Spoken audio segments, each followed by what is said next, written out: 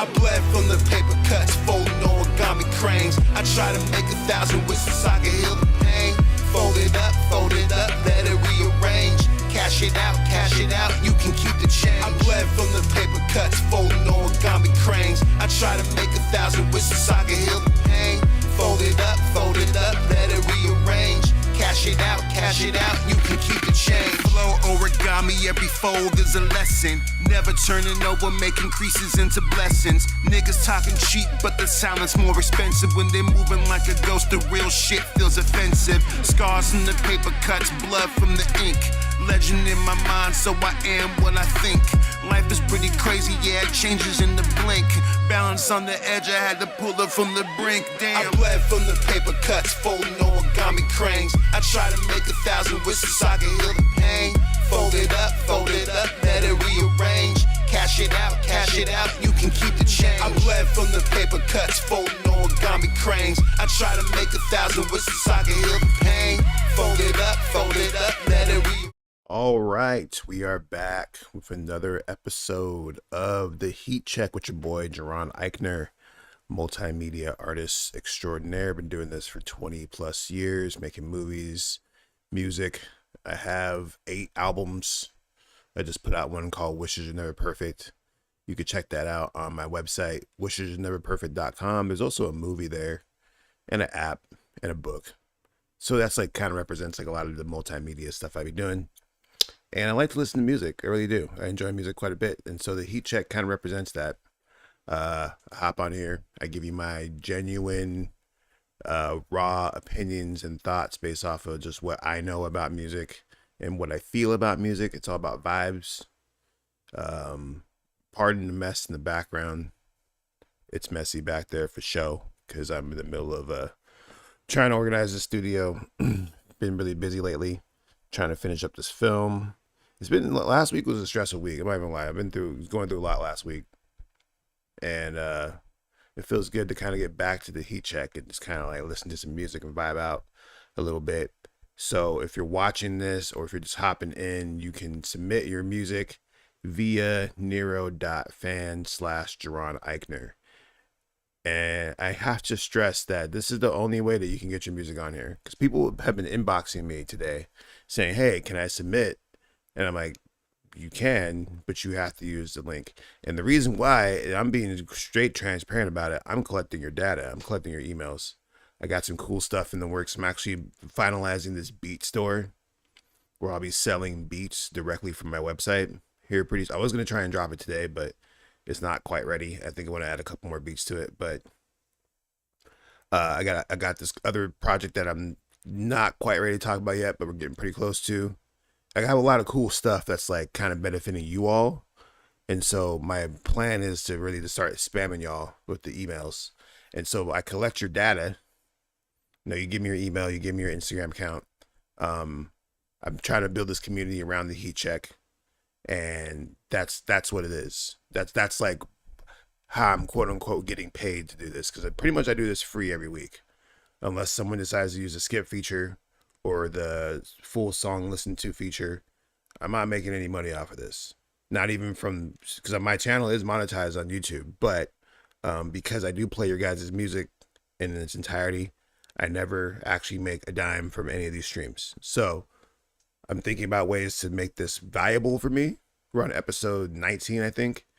And I'm like, I'm going to start to build this community. So that's what it's all about. That's why I really want your guys' emails. That's why I really want you guys to really submit through the process. If you inbox me and say, hey, can I be on your show? I'm just going to send you a link to Nero so you can do that. And I think at this point we have let me actually check the stats real quick before we get into this. We got plenty of time. We only have 6 submissions so far. I'm sure that number will go up a little bit, but we only have 6 submissions tonight. So it's going to be a short night probably, which is fine. But kind of gives me a chance to talk a little bit, do a little talking. Let me see here, stats. So we've had 477 submissions on the Heat Check since we started. And out of those 477, 364 are unique, which means that we had 16% of people returning to the Heat Check, which is pretty dope. If you want full transparency, I made about $300 on Nero, $313 so far on Nero. That's from you guys using the skip feature or the super skips. You have a couple super skips, or using the add-on feature, and that's pretty cool.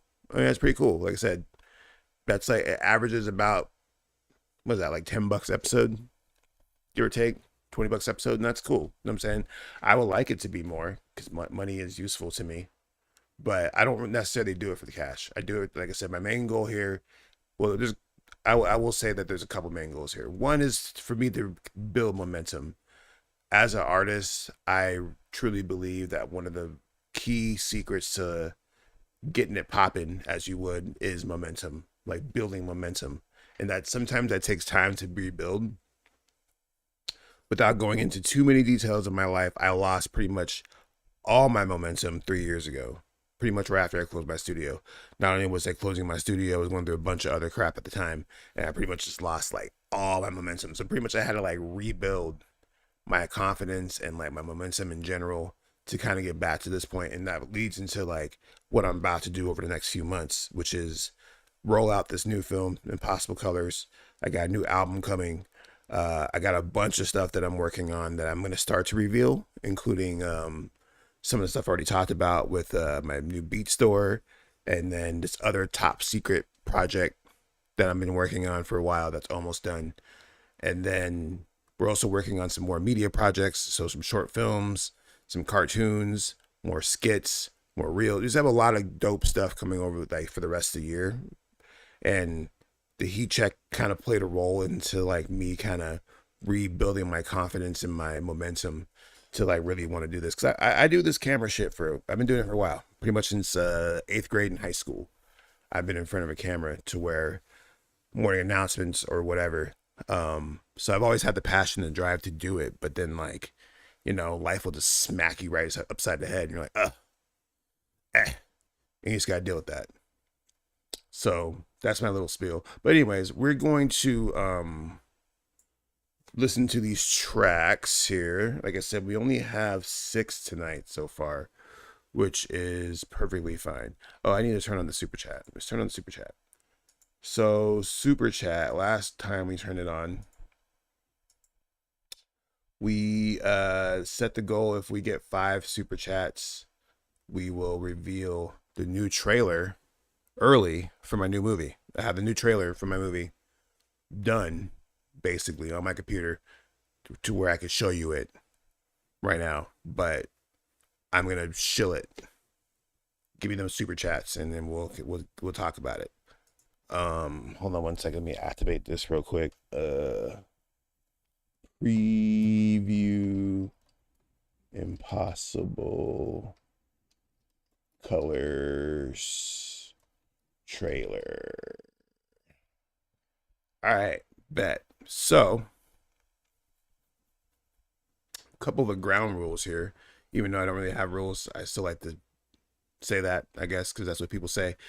I typically listen to a song on the heat check for like at least like 45 seconds to a minute before I even like speak on it. This is just to like kind of give that fair listen to see if there's like what I can gather from it before I formulate an opinion. Now, if you have submitted through AI, this is actually something I've been noticing. Why I've been getting less submissions is because there is an AI question that you have to answer when you submit your song. Now, that doesn't mean I'm not going to play your music, but it does mean that I am going to review it differently if you tell me what parts of it are AI and what parts of it are not AI.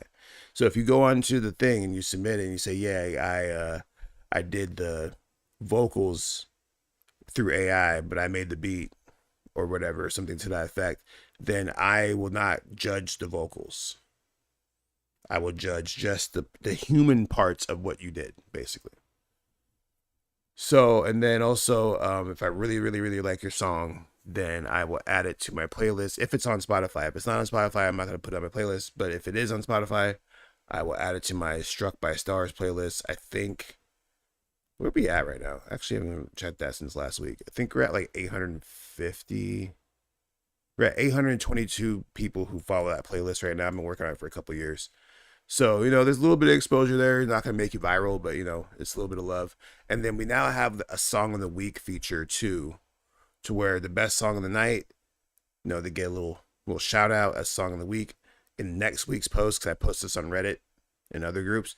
But what I also just did for the first time today, if you go on my Instagram page, you'll see that I actually clipped up the part that was the song of the week that week, and where I explain why or what part. It's like a little snippet, like a little minute-long snippet, kind of from that clip, which helps boost the signal. Like, I don't have a massive network. My network's like 10,000 across all channels, a little bit higher than that. So, it's enough to like get some eyes on y'all, maybe get some couple follows. When I did this the first time, like way back, I didn't even have the Song of the Week aspect of it yet. It was for the group Love Me My Alien. They got a little love from that. I posted that clip on my Instagram, and a few people were like, "Yo, I really like that song." My wife loves them. Like, she loves that clip and she loves that song. So, you never know who's listening. So that's like the best I could do. I think over time, as that community continues to build, I'm going to find more ways to definitely like try to give back to people. Like, whether it's like say we get like a bunch of skips, right? And we hit like a goal of skips. If we get to a point where we have like, 10, 20, 30 skips, I'll split the pot. You know what I'm saying? Like, I'll tell you to split the pot and be like, like, say that it's a 50-50 split for the song of the night, something like that. What's up, Travel Through? You said people may be less discouraged if you clarify that you will still listen to songs, even if they involve AI. I think it says that in the submission form, or something to that effect. It says like it's okay. I think that's what the form says. Let me actually double check that real quick. I know it's something along the lines of like, this is okay. I'm just curious for the sake of me, because I just really hate reviewing like AI songs that like have no human aspect of it. It feels like a waste of my time, because I already know what Suno and what all these other different AI apps, Udio, what they're capable of, like their capabilities. I fuck with Suno, so I like know what to expect. So it's like there's not really much that you can do with it that's gonna like blow my mind, right? I want to hear the human creative aspect of it. Just real quick, since we're here, I think, let's see, I have the question says, was AI involved? If so, how? This is okay, by the way, and quote, and says that in parentheses. So it is what it is. I mean, I'm not like trying to listen to AI music, so that's fine. Hope you're doing well. Travel Through the Nebula, #1 fan in the Heat Check, dropping your music. Your tracks are actually up first, per the usual. So we'll actually go ahead and get into this. Let's get started. So up first is Travel Through the Nebula, a Heat Check veteran. He submits to pretty much every episode, and we definitely appreciate him being involved all the way out on the other side of the ocean, the pond, as they say. The song that he submitted is called Coriolis, and the description says, "Since you wanted to know what else I could do, here's a song I made from some samples I got in a bundle. Made it for a friend like 6 years ago when he started rapping, but nothing ever came from the project." Okay. Curiosity peaked. Definitely want to hear some, like, I know you be smashing the soundscapes and the space westerns and the epic vibes. I want to hear your range for sure. So thanks for submitting this. Let's see what you got.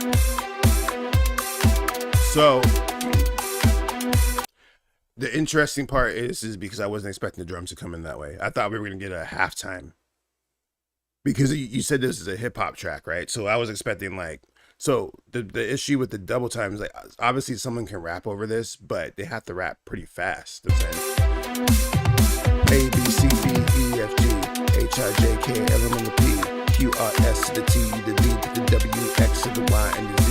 Now I know my ABCs. Next time, won't you think? You know what I'm saying? It's cool. Like, someone can definitely do it.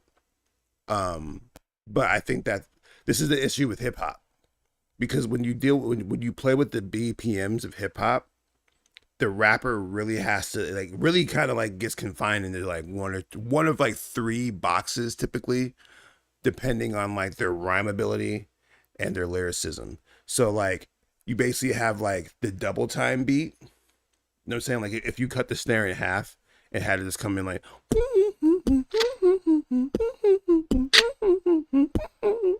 my voice is kind of going out. But if you did a double time on that, sorry, halftime on that, then what's that's gonna do is gonna make the rapper either slow down and be like, "Homo Sunday." Like you could kind of do it on here where you could rap slower, I guess. Hold on a second.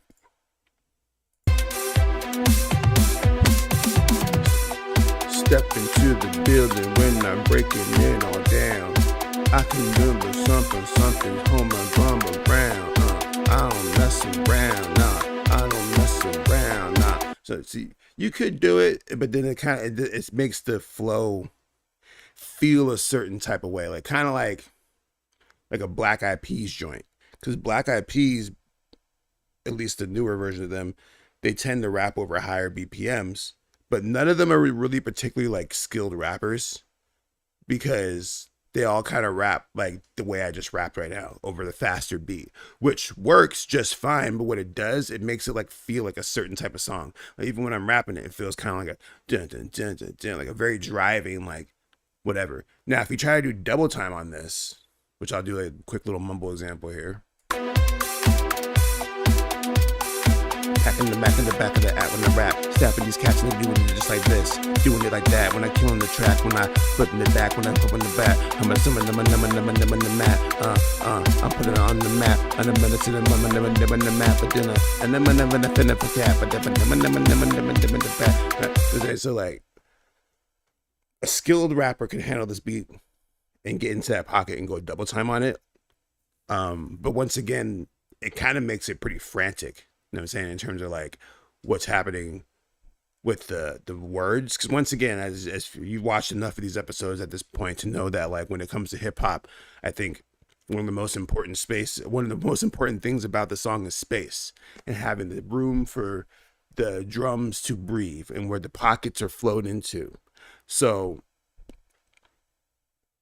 my initial thoughts after all that rambling is that I think I would prefer a halftime beat instead of a full-time beat on this drum sequencing, but we're only a minute in, so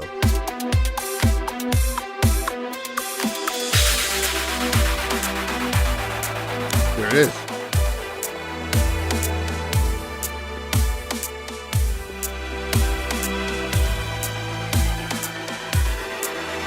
So like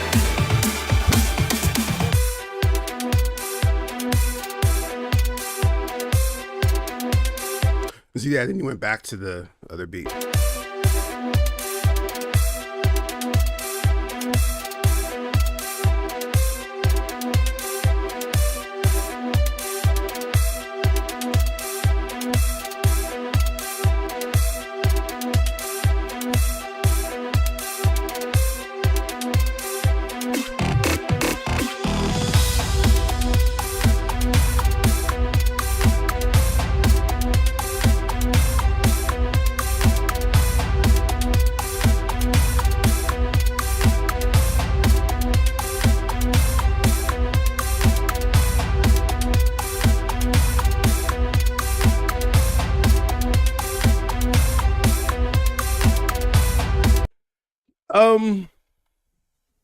I think my issue with this particular is because I know according to your submission, you're basically talking about how you wanted to send me something different. This is not your typical wheelhouse. So I'm not sure how far this advice would go with you, but I would look into getting a stronger drum kit, because I think what I'm hearing in terms of like the production of this is that this is still dominated by instruments. You still have your not your synthesizer, your string acting as the main driving point of the song. Like the dun, dun, dun, dun, dun, dun, dun, dun. Like that's driving the beat more than the drums are. The drums are actually kind of complementing that versus kind of the other way around. And this is once again where space comes into play, but then also having like very clear cracking drums. That's kind of like what hip hop is like. That's like one of the most defining factors, at least in my personal opinion. One of the most defining factors of hip hop are the loud cracking drums. So if you like went back and this like, I would take off some of these hi-hat layers and I would replace that snare with something like a little bit more trappish and give that kick a lot more punch. And then also 808s always help too. Now I'm also about halfway through the song, so let's see.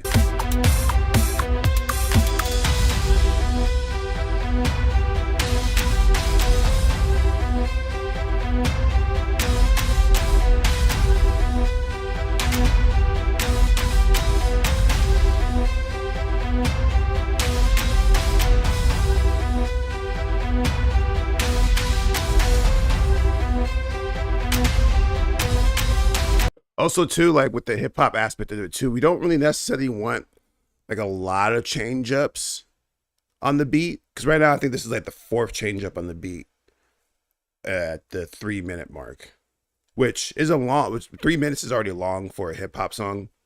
And I actually wasn't even paying attention to how this is sequenced in terms of like structure. Typically, you would have like, 4 to 8 bar intro, 12 to 16 bars, depending on maybe 32 if you're a rapper, but 12 to 16 bars, chorus, another 12 to 16 bars, chorus, bridge, back to another 12 to 16 bars, chorus out.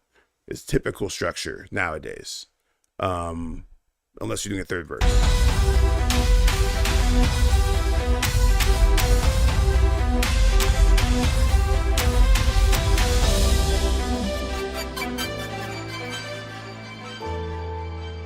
I like this part. This part's smooth.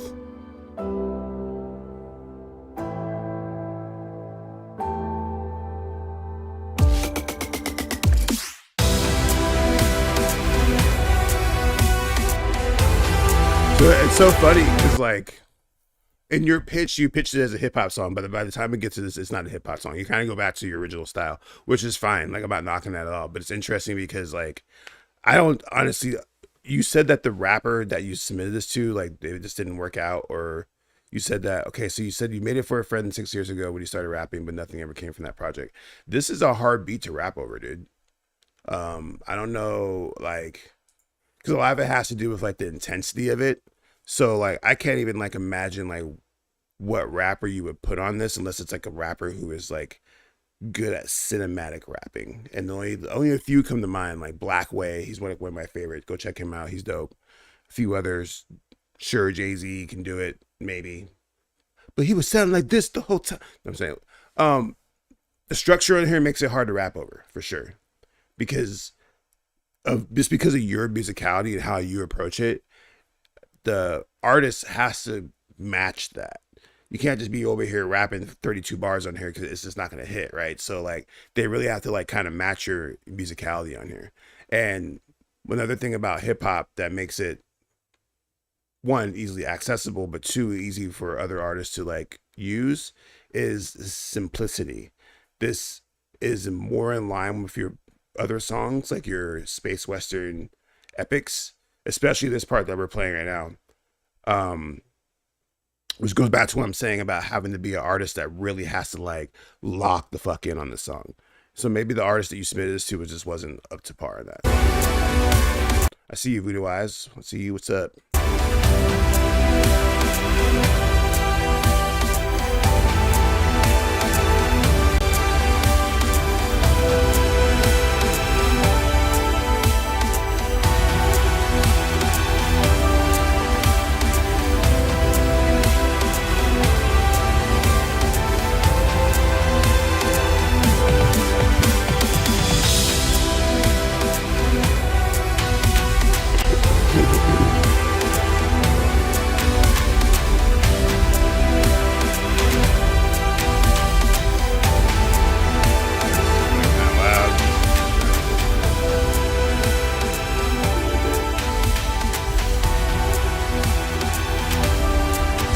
like this part right here, very long, right?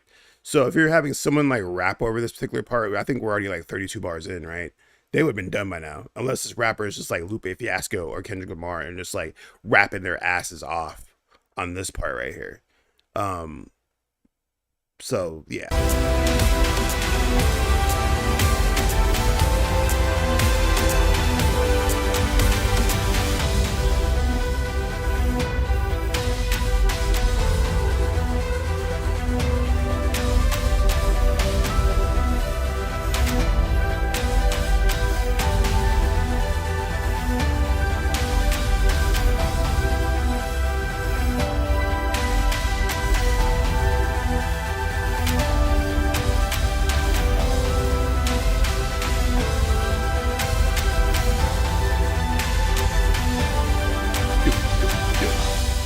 Now this is dope production. I just don't think it works as a hip hop beat because I'm just going purely by your description.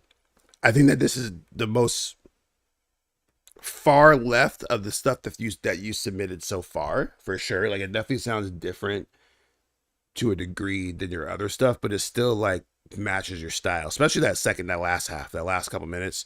That's your style to the T. And that'd be really difficult for a rapper to rap over. And so I think like if you're trying to get into hip hop,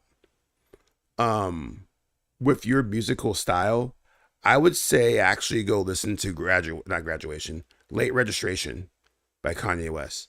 And the reason why I say this is because Kanye West actually worked with John Bryan, who scored movies such as what's the name of that movie? Eternal Sunshine of the Spotless Mind, and a few other films. And he has a very iconic, like, cinematic style that he had to like really pull back on to match Kanye's like very raw, like simplistic style. And the way that they were able to merge like the orchestral aspects and like epic, like soaring elements with like the simplicity of the beats makes it like really like one of the best produced albums in hip hop history. So I would say like study that album a little bit, maybe like try and even like emulate some of the songs on there and to see what comes out of that. Otherwise, thank you for the submission. Let me go ahead and keep this moving. Up next is Marduk's Bargain. The description says, thanks for listening. Appreciate the feedback. The AI question was hybrid production, synth pads, mastering, and the drums were AI. Bet. Pop the Bear music. Okay. And see, this is why I appreciate transparency.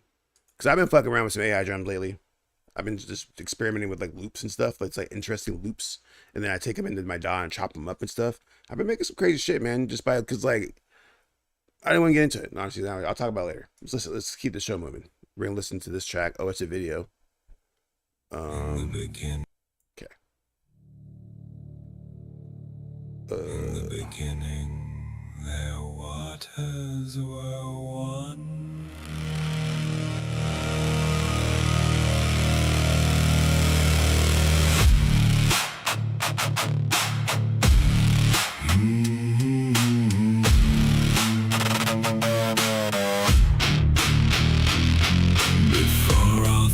Before the name, two waters coiled in the dark the same. Tiamat stirred and the young gods wept while the elders counted debts. She built her army from the deep. Serpents, dragons, things that creep. The gods came begging, bowed their heads.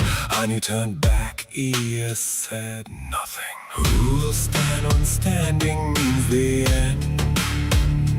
Who will face the mother of the formless wind? One voice rising from the lesser gods, one hand reaching through the dark. Name your price. Bet. So, I like the voice. The voice is very interesting. It kind of has like a Marilyn Manson kind of vibe to it. I'm looking at your page right now, and I want to hear another. Like, you don't have a lot on your Instagram page, which I might rant on here in a second. Let me see. Hey y'all, it's Pop. Because once again, Hey everybody, got a great question the other day.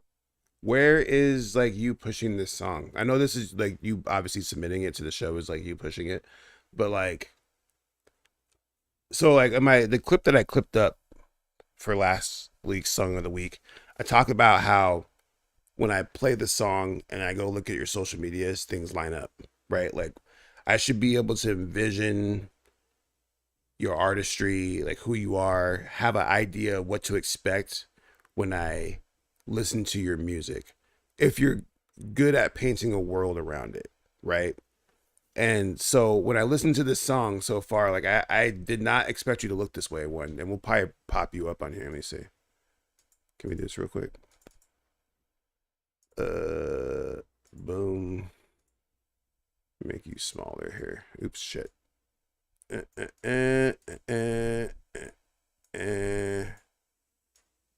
there we go. Cool. So when we look at your Instagram here,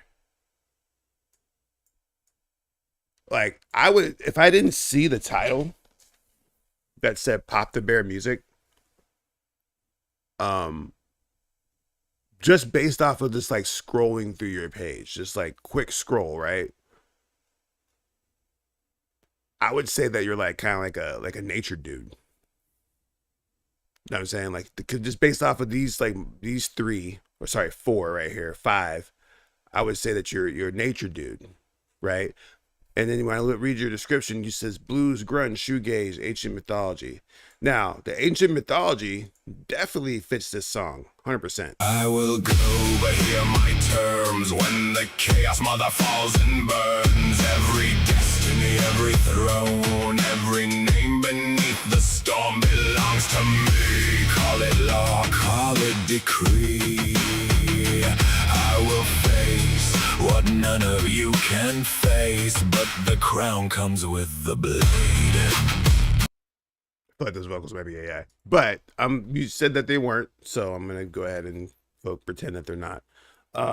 With your lyrics and how the song is structured, like I was definitely thinking like heavy rock, Marilyn Manson kind of vibes. Your lyrics are like on some like Egyptian type of vibe. It's like kind of like, I know you said you kind of described it pretty well in your description, ancient mythology. Like I envisioned you like a dark guy, not a dark guy, but like long flowing hair with maybe some makeup, like kind of like looking like the Crow kind of vibe. And when I look at your page, I don't feel any of that, right? Now you only have 15 fucking followers, so it's not like fucking, I mean, I don't even know, maybe you're brand new to this, right? Pop the Bears, your name of your website. We might take a look at that real quick. But when it comes to the actual music, it's like, okay, so I feel like you're still trying to make that connect between who you are as a person versus the music. And this is just off of one listen. I don't know anything about you. I don't know anything. I don't even know your real name. Don't even know where you're from. I'm just listening to the music and I'm looking at your page and I'm like, there's something that's not connecting for me here, right? Like there's something that's where I'm feeling like he has to do more work on either end to make sure that we have a synergy between the person that you put yourself out as and the music that you're making and the art that you're creating. I'm not mad at the song. Like if you wrote the song, you got some bars.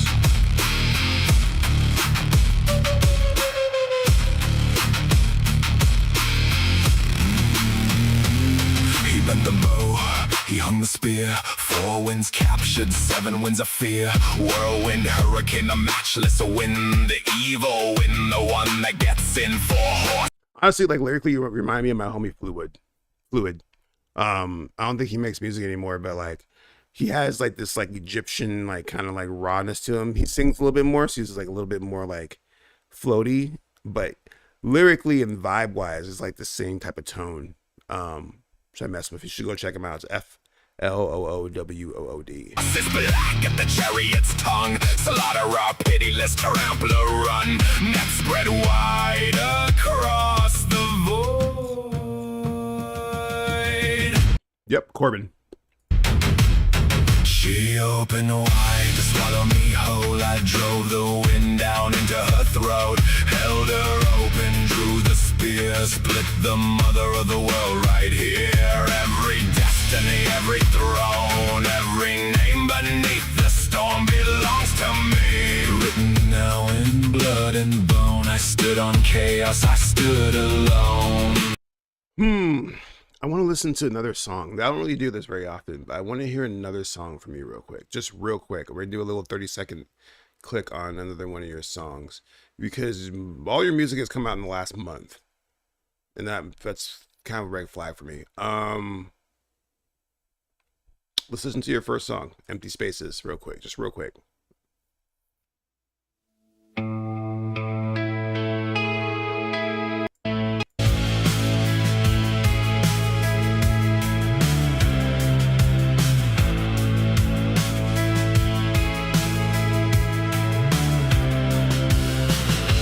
He came back to the cul-de-sac with the old park bench all faded gray.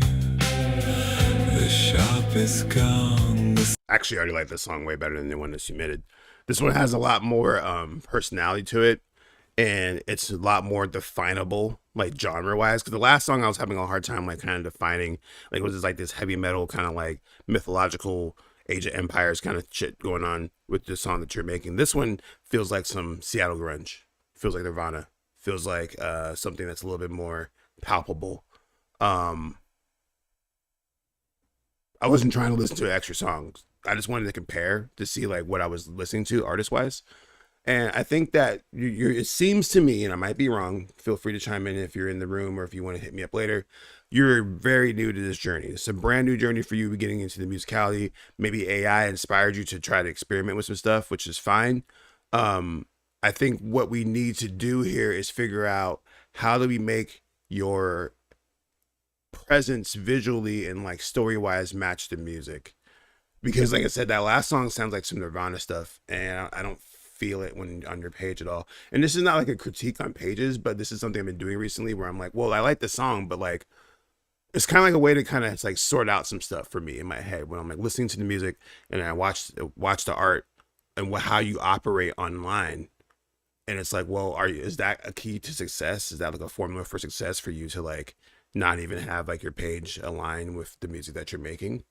Maybe. I have that problem. If you go on my Instagram right now, I just made a video about Taco Bell subscriptions, right? And I rap. So, you know, I get it. Trust me. And I'm not even like talking like above it. It's a struggle to oftentimes find that connection because it takes a lot of soul searching and understanding of like how you want the world to see you. And sometimes there's some harsh realities there in that soul searching where you're like, oh, well, maybe the way I want to be perceived is not actually how I'm being perceived. And so like this is a prime example where like I feel like you want the music to hit a certain way, at least for me, maybe not, I don't know. But then when I look at it and I hear it, it doesn't hit the way that I would expect it to hit in my head. And that's a tricky world to navigate. I don't have a lot of answers for that, but I do know I'm gonna keep going. Up next, I kind of like leaving the window up here. But then you don't see who's actually playing. Up next is Legendary by Spencer. His name is Spencer. Just Spencer. Okay. No description. Mr. Blue Eyes 1984.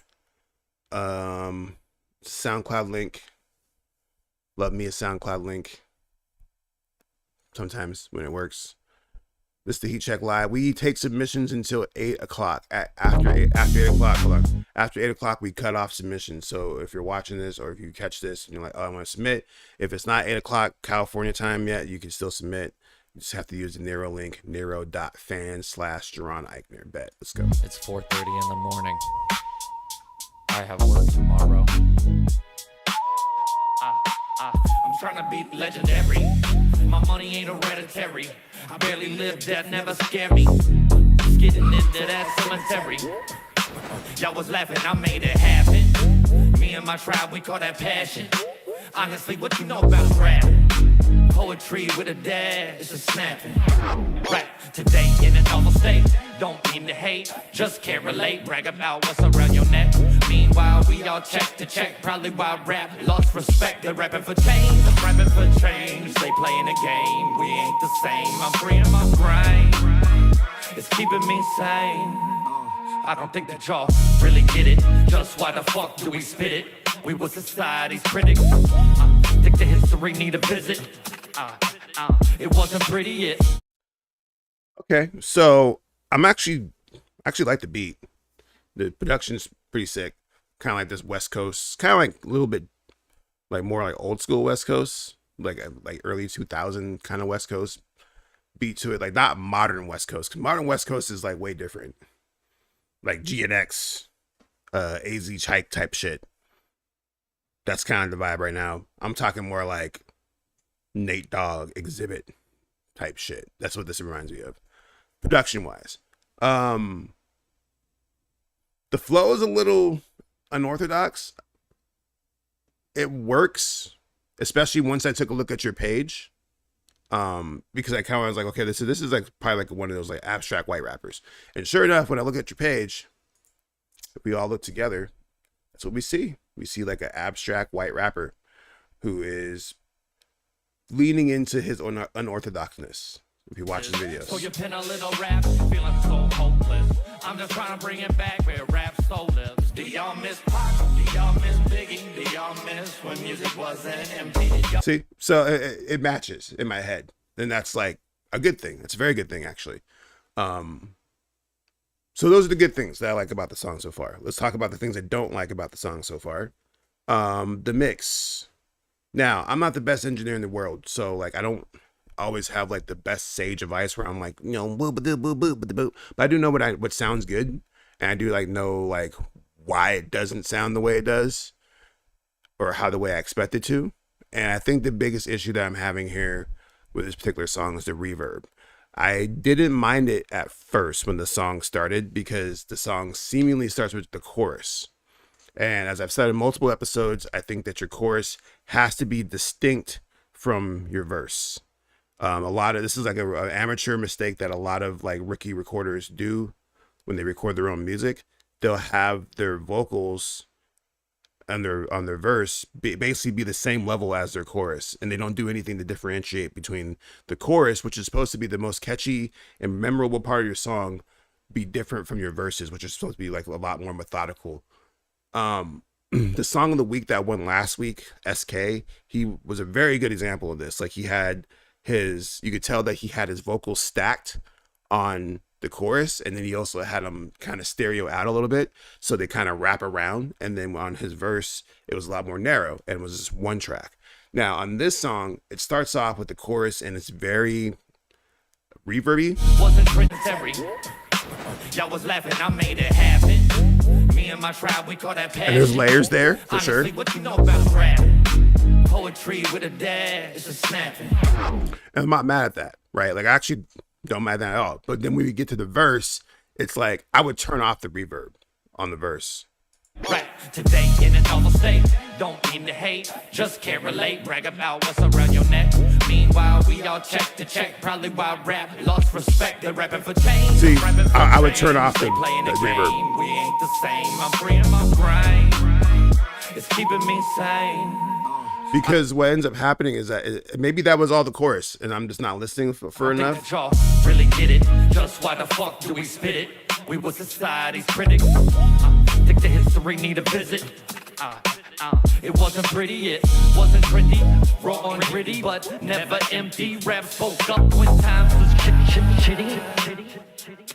And it's like I feel like you recorded this yourself, which once again is fine, but I can tell because like there's all these random effects going on, and it feels like you're just like really just trying to make yourself sound as cool as possible. But there's a lot of beauty in simplicity.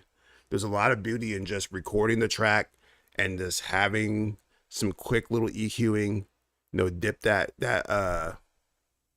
low end down a little bit, and then put a little bit of compression on it. Sometimes that's all you need, right? I think that the vocals on this song are almost overproduced. There's too much going on in the vocals. You got layers going on, you got like all these effects, and they don't even really sound that clean. So it's like, before you start stacking all kinds of effects on your vocals, get them clean first. And once you get the vocals clean, then you can experiment as much as you want. But this is where I get taken out. We're gonna listen to plenty more because we only got to the minute mark. So let's listen to some more real quick and see if I'm like tripping. Don't reach, they covet, don't teach, upholding no peace, patrolling them streets, that's why they made. Fuck the police. Give a voice to the voiceless, caught up in a trap, they strip away your choices. So you pin a little rap, feeling so hopeless. I'm just trying to bring it back where rap so lives. Do y'all miss Pac? Do y'all miss Biggie? Do y'all miss I like the beat a lot though. Do y'all miss Friends, not solitary? Do y'all miss records felt legendary? I just miss soul in the cadence. I just miss truth in the statements. I just miss when words were sacred. So wish me luck. I'm young enough to try and be a legend in the making. Try to listen, got real bored. I'm just a walking billboard. Like how the fuck are y'all hard? Fake acting like some rap stars. Yeah, it's the reverb for me in the voice. I think that you need to cut that off just entirely. Keep it for the chorus.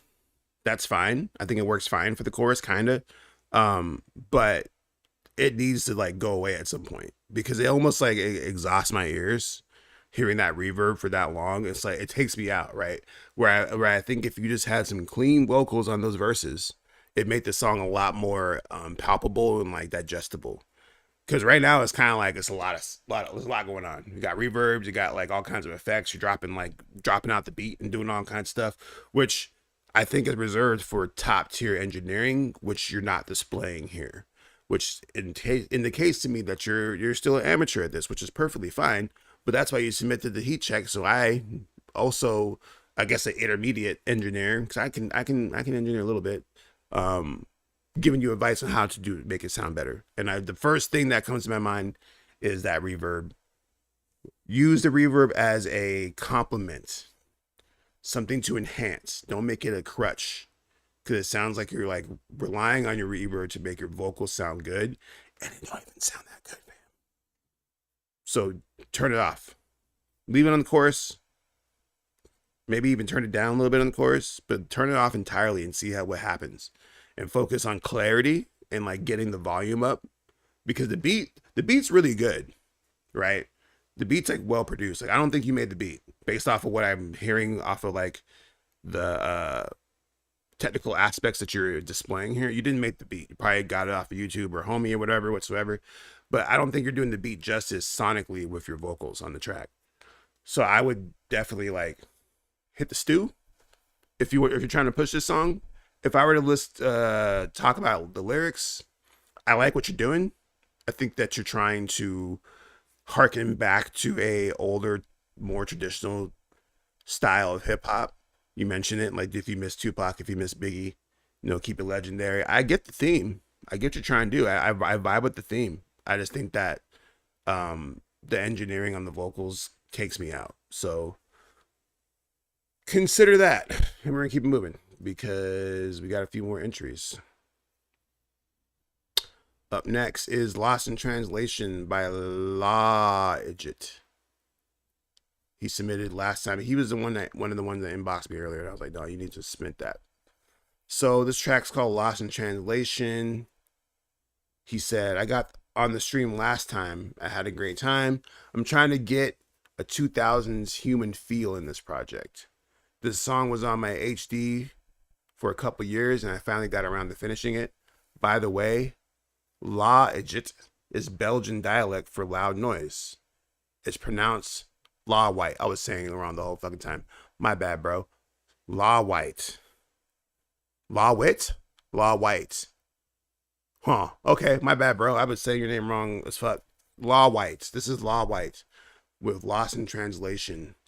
You're listening to the Heat Check motherfucking live on Starstruck TV. Oh, wait. There was an AI disclosure on here. Let me see. He said for the AI disclosure, not at all for the music. I tweaked my album art using AI. Okay, so there's no AI in the music. He just used it for the artwork.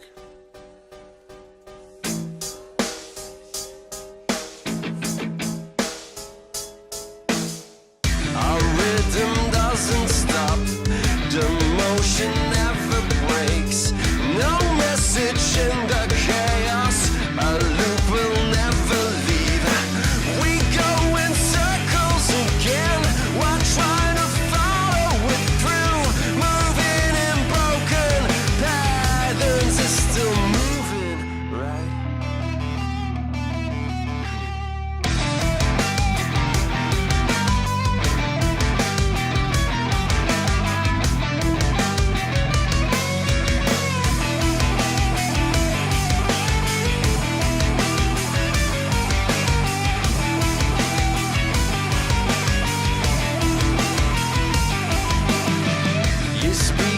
tongues again. The sound of a broken record will always be this. This is pretty dope so far, bro. This is pretty dope. It gives me like late 90s, early 2000s, like alt rock vibes, like Foo Fighters or like Offspring, even like a little bit like kind of like a little Blink 182 sprinkled in there. It has like this very like house party kind of vibe. Like it feels, and according to your description, you're a one-man band. So I don't know how you're doing all this by yourself, but it sounds pretty damn good in terms of just like having a feel of like a house band at a house party. Takes me back to when I was going to house parties as a young whippersnapper and there'd be a live band there. That's the vibe that I'm getting from this right now, which is a pretty good vibe to hold on to. So let's keep listening to more. Distorted, yet we keep on turning around. You pull me through the noise and push me back. It also reminds me of Lenny Kravitz, like that song Fly Away kind of vibe, like, and that's the vocals that are making me think like Lenny Kravitz because of like, cause of how you are singing. It's dope. I like this so far. This is great. Again, we're drifting through the static, forever synchronized. All we need is pure emotion, a pure emotional high.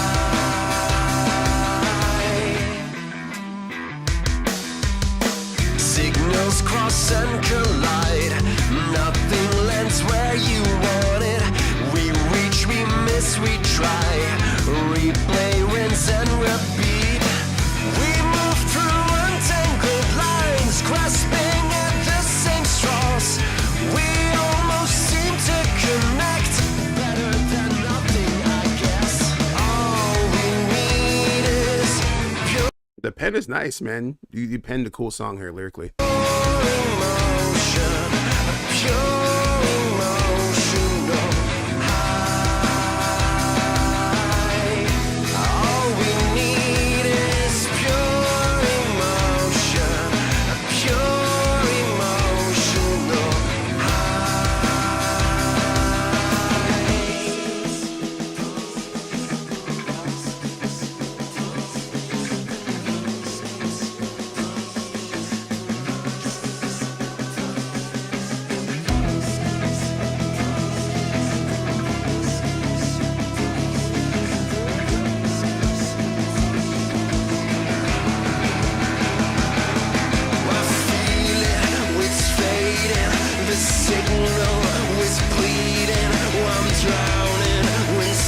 Some cool guitar action going on in the left ear right here. It's like that. Wow, wow, wow, wow, wow.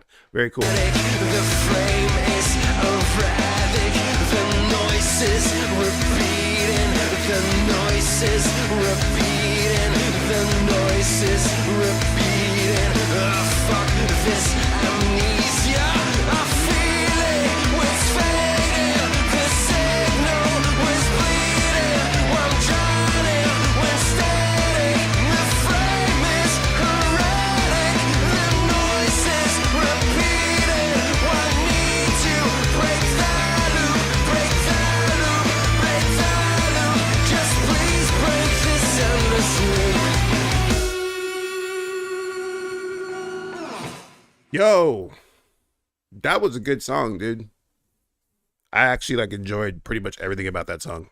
I don't have anything really negative to say about it or like any like constructive criticism. I think that's a great song. I think that it does a good job of making me feel something. Like I said, it already like took me back to a particular time and place in my life. The feeling of it, it has like a very raw alt rock sound that I feel is a little bit lost these days. Like you don't really hear bands or I guess one-man bands that sound like this. And the fact that you did this as a one-man band is very impressive. Just the fact that I'm assuming you did all the parts, right? You did the drum, you did the instruments, you did the guitar, you did the vocals, you did the mixing and the mastering too. If so, man, you're kind of fire, dude. You're kind of fire. I didn't even look at your page because I was like listening to the song. Let's look at your page real quick. Let's look at your page. You got stuff going on. You got the lost in translation thing going on. which I would lean in a little bit more. When I think of Lost in Translation in particular, I guess this would be my like marketing tip for you. I think about motherfucking Bill Murray and Scarlett Johansson, the movie, right? And maybe you should lean into that. Maybe you should be putting the song over some clips from Lost in Translation with Scarlett Johansson. She looked pretty damn good in that movie too. So you could probably get some gooner clickbait off of just having her walk down the thing with the lyrics on the screen, right? I also see that you got yourself some monthly listeners. You got something here. I really do think that you have something impressive here that I think you should continue to cultivate. And it seems like you already kind of have an idea how you want to do that. I think focusing more on your story, like why you made this song what it was. I'm not clicking on any of these videos. Let's see, what's this one?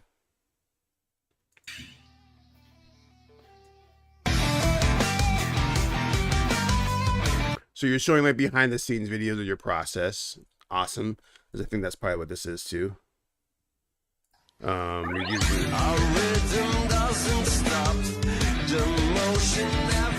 Actually, I feel like it's actually pretty important that you show your process, because your angle is the fact that you're a one-man band. So I want to see how you did all this shit, because this song is pretty incredible. And I'm liking that you're showing your process. However, I also think you need to talk about the themes of the song, right?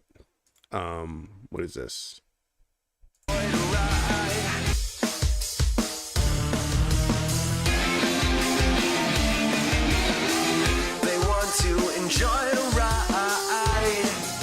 It's actually a pretty cool video.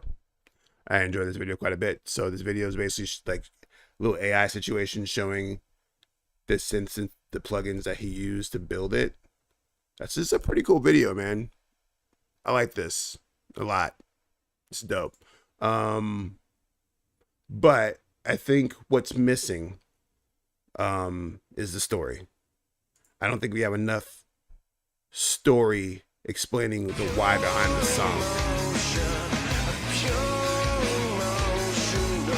This is cool. Cool little animations. Like, I like the animations. I like what you're doing with the behind the scenes. I fuck with this. I just think, like I said, I think if my constructive criticism at this point in terms of the marketing aspect is maybe like a lyric breakdown. Like, what do these lyrics mean? What does this song mean to you? How did you even come about the song? Why did you spend so much time on it? Because according to this, you've spent hundreds of takes on it. But I think that you're moving in the right direction, and I think people are resonating with that, because as you said, you have 1,500 monthly listeners. This is good, man. This is good stuff. I might have to build this a song of the night right now. You're getting a star next to your thing, and you're currently a song of the night. We're about halfway through at this point. That might change, but congratulations. Just for even being acknowledged, right? Yay. I need to bring my soundboard back. All right, up next is The Muse by The Blue Dragon. A love letter to music. Bet. Let's get it. It's the Heat Check Live. Taking submissions for the hour or so. Slower night tonight, which is fine. I'm tired. I got a lot of Someone once asked me, I'm trying to finish up why this do you fucking love music so much? rollout for this damn movie. But life has been life in me all over the place. I've been pulled in a lot of directions lately. So a smaller episode of the Heat Check is actually kind of appreciated, because what I'm probably going to do after this is I'm going to try and continue to clean my studio, because I have some friends coming over later this week and my studio's trashed. And then I'm going to try and finish this poster for this film and this trailer for this film, so I can maybe get it out later this week. But if you want to see the trailer right now, hit that super chat. Give me $5, bitch. Just kidding. Don't do that. I'm not calling you a bitch. If I do, it's a sign of affection. I love y'all. All right. So this track is called Muse by The Blue Dragon. You're listening to the Heat Check live with your boy, Jaron Ikner. Let's go. Someone once asked me, why do you love music so much? Why do you love music? And I said, because it's the only thing that stays. When everything and everyone else is gone.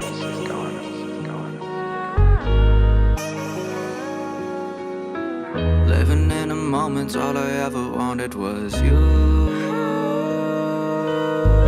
Lost a lot of focus, but the songs I made remain true.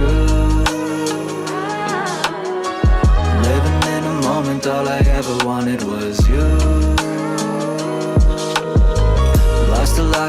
focus, but the songs I made remain true. And I can't be without you.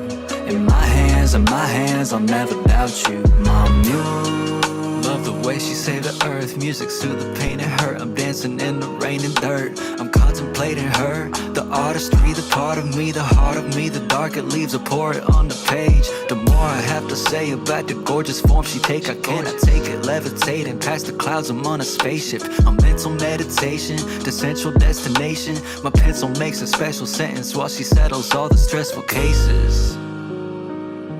Okay. Initial thoughts.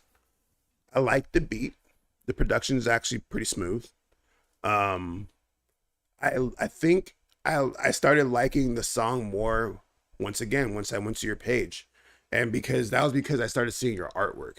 And so when I go to your page here and we look at you right here, it seems that you have all this self-produced artwork with a cohesive theme that really kind of helps sell some things for me in terms of just like how you see the world and how art feels to you. There's a lot of emotion in a lot of this art. Like right here, I'm assuming that this is, where'd it go? Shit. I clicked the wrong button. There we go. This feels like this is someone very important to you, right? That maybe passed away. Basing this solely off the artwork, right?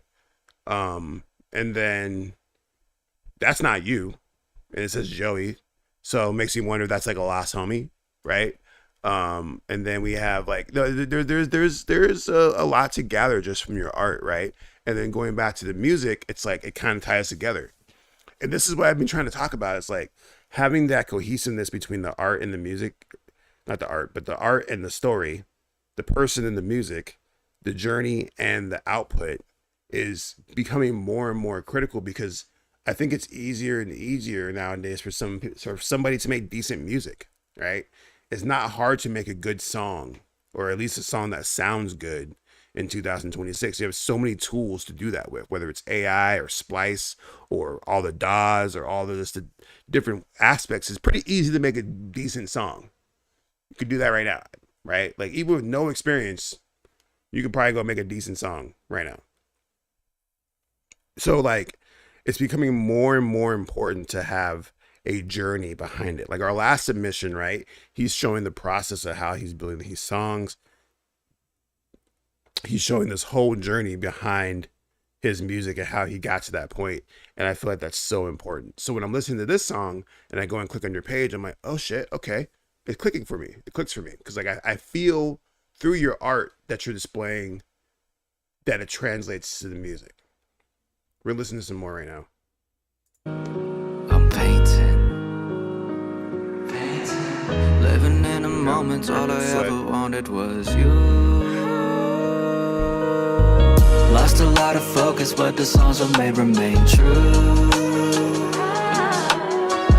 Living in the moment, all I ever wanted was you. Lost a lot of focus, but the songs I made remain true.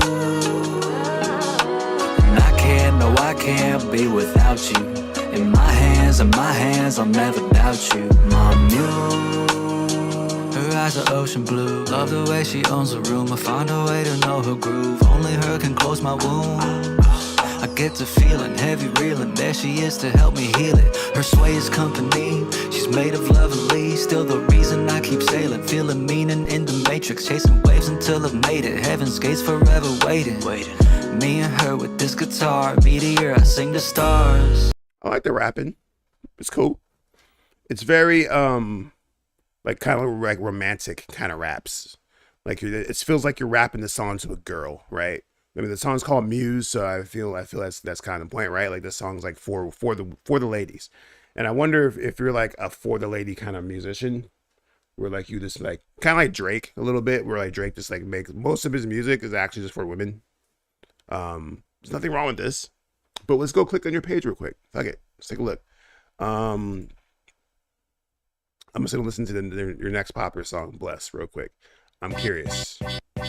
Feeling blessed, dodging stress, need a flex, I'm the best, need a guest in the bed. I remember this song. You submitted before, I think think you submitted before. Let me see real quick. 'Cause I remember that song. I remember that string. I remember liking it. I don't remember exactly what I said, to be honest. But I know you submitted before, 100%. Let me see. Well, let me search. It doesn't matter. I know you submitted before. I remember that song. And I think I like this new song better because I think it does a better job of conveying an emotion. I think the other song felt like very, I don't want to say generic, but like the song is called Blessed, right? So it's like, okay, so you're going to rap about how blessed you are. You know what I'm saying? Like, it's pretty straightforward. Muse, also kind of pretty straightforward, right? Like, the song's called Muse, so you're going to be rapping about a girl and how she's inspiring you to make better art and be a better person, right? And this kind of reminds me of, like, I just made a video about this not too long ago about the 10 ways to get out of a room exercise, where you have to, basically you're in a room and you have to figure out 10 ways to get out of that room. And basically the point of the exercise, to keep it really short and concise, is that by the time you get to those later back end ideas, like ideas 7, 8, 9, 10, 11, those ideas are probably less thought of than the first 5, right? And so when I apply this to your page and your songs, right now you have a song called Muse, you have a song called Blessed, you have a song called Stoned, you have a song called Without You. I could already tell what those songs are going to be about, right? Like, Muse is obviously about some girl. Blessed is about how blessed you are in life. Stoned is probably weed related. Without You is about your girl again. Now, there's nothing necessarily wrong with all this, but I think that in the age of AI, in the age of algorithms, in the age of where everybody's trying to like get it popping, you really have to kind of lead with the right, with the right unique tone to really stand out. And I think the secret for you in particular, Blue Dragon, is not in your music, it's in your artwork. Because I'm looking at your artwork, it's pretty cool. We got some cool ass artwork here, man. Like, if you look at his Spotify page here, he has this pretty cool artwork up here, man. And I would want to see more about that, like more around the art, like more around like how you see the world versus the final result. That makes any sense? I'm not sure that made any sense, but I think you kind of get what I'm saying. Varietize, approach to find a different way to express your story, and try to stay away from the generic. Because, like I said, Muse, Stone, Blessed, Without You. Let's look at some other song names real quick. Lucy. You have a song called Homies. You have a song called Space. What does Space sound like? Space is interesting. Let me just real quick. Let me hear what this one sounds like. The mouth, don't plan to stop in a Rome in the South, but loves what I got. I'm a Cali dude, real cool, real smooth. While you bob your head, I'ma sing this tune. If you hear me loud and clear, then go ahead, let me see your body move. Say it like this shit, and I might just drop on my business when the mic is hot. I like trooping, a couple tabs I'll pop, I'm all twisted. When the acid rocks, I'm on it all day. I wanna just play, cook waves, get the XLR mic soundboard, hear me break. Let me take a breath for a sec, just wait.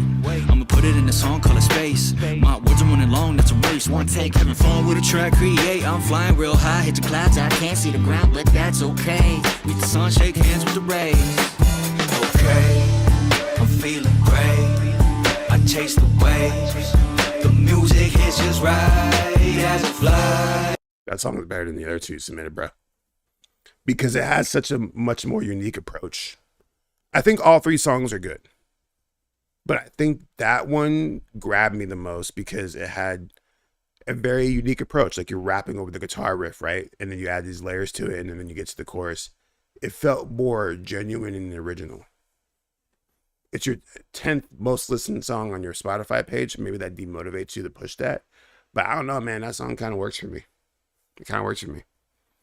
Anyways, you didn't submit that song, though. You submitted something else. And according to the song you submitted, it's fine. I'm not mad at it. I think the production's great. I think that you're good at rapping. I think you know how to put together a song. I just think that you have to figure out a way to break up the generic, because when a song like Muse puts you in a category with a billion other songs named Muse and a band, you know what I'm saying? Like we want to like really push the boundaries of your creative threshold and find like what you can do to break through, right? And it's not going to be doing what everybody else does or putting yourself in like the average generic average generic flow, if that makes any sense. A lot of explaining. All right, so up next is motherfucking let's see here. Where is my thing? Here we go. Okay, so up next is IDB Fo Fo Fo. The song's called Listen. It's a video. All right, we can do a video.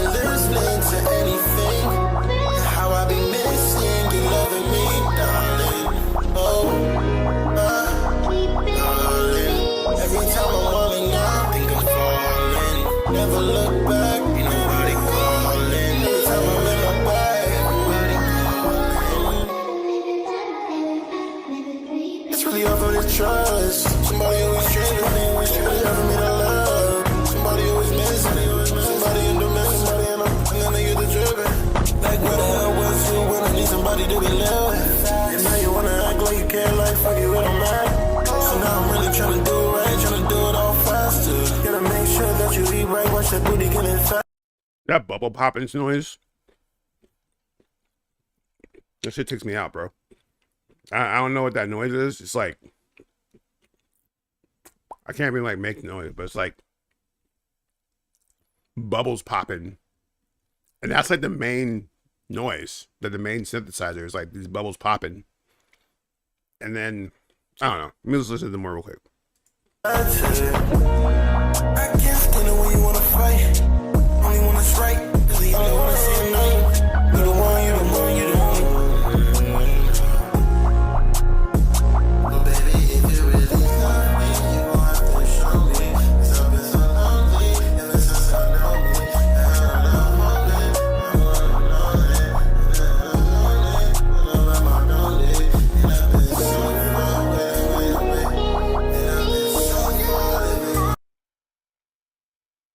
Like, I almost want you to take that out, bro. Like, I'm being real. Like, I think the song is actually not bad. I like your lyrics. The engineering's fine. I mean, it could be better, but it sounds fine. It's passable. I like what you're trying to do with the song, but that damn bubble popping sound that's like the main synthesizer of the song is literally taking me out. Like, it's too much. I feel like if you just remove that sound, the song would improve by like 2 points for me. It sounds very Drake-ish. Like some Marvin's Room kind of vibe. It's just, but it's a lot for me.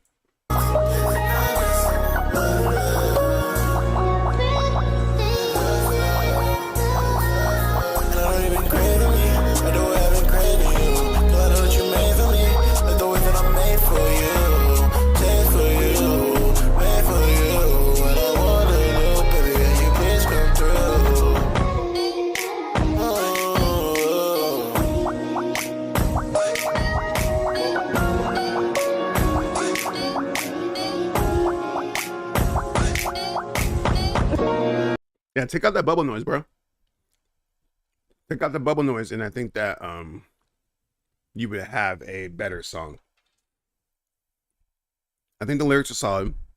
I like the line where you're like, when I was homeless and on my dolly. That was cool. I could hear the emotion in your voice. Are we doing an email edit or Instagram edit? Let's take a look at your Instagram real quick. Oh, kind of wasn't what I was expecting. What was this? Are you even on here? Where is you? Is this you? Okay. You're a lot younger than I expected.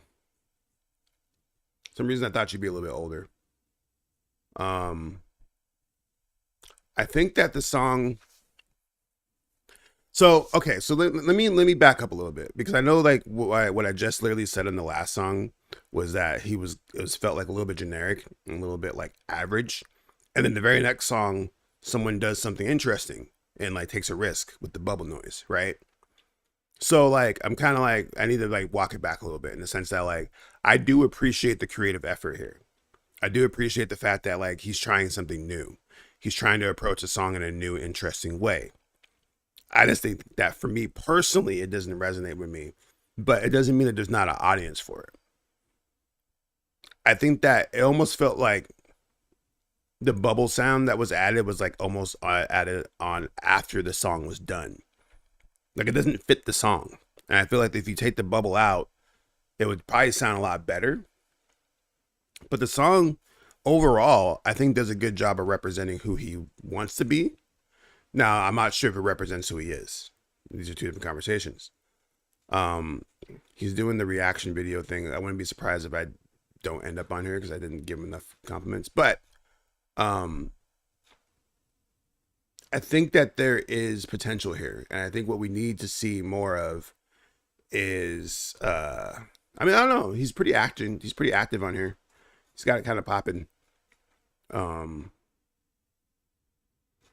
But he's young. I think it's the youth. You look at his face. This kid looks like he's like 18. Looks like my son. My son's 14. But you know what I'm saying? Like, and so I think it kind of reminds me like when I went to film school. And like, I remember my teacher saying that one of the biggest tells that a student film was a student film is the fact that everybody in the film is like under the age of like 25. Because when you're making a student film, right, like you have to like, you know, make a film and you just get the people around you. You're not going to go hire professional older actors. So you'll have like a cold hardened mafia criminal who's like 25 in an ill-fitting suit. That's kind of how I feel like this dude. When I heard this song, I was hearing like a late 20s, early 30s dude. When I look at your content, I feel like you're like barely out of high school. Maybe just starting college.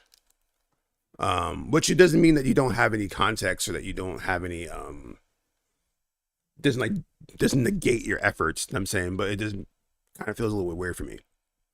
Like you're a little bit too young to be singing about the things you're singing about. But that's part of interest, maybe. That's part of your story. That's part of your journey. I think there's a lot of potential here. I think that you can cultivate this. I think it comes down to really this locking in on your story. And that's what I'm going to pretty much say for everybody. That's my general advice. But anyways, let's keep moving. Up next, Voodoo Eyes, my homie. So, this song that he submitted, I've heard hundreds of times. I'm going to play it. I know he just dropped it. It's on it's in the movie for my movie Impossible Colors. And so this song is actually featured in one of the scenes. And so like, I already know like about the song a lot because I've heard it quite a bit, but I know he's trying to push it and put it out here. So I'm just going to play the song probably from front to back. Shout out to Voodoo Eyes. Make sure you go check him out. And even in his description, he said, I heard you mention that you have a new trailer. So I thought I sent in the track that's in the movie. Yeah. So this song is actually in the movie Impossible Colors.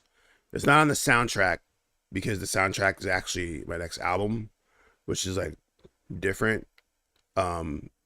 But it's featured in the movie. So the song's called Keep Going. And like I said, I already have heard this song a billion times, but y'all haven't. So you guys can check the song out and we'll play it while I finish my peanuts and water over here. Might even smoke a bowl real quick. And y'all can actually...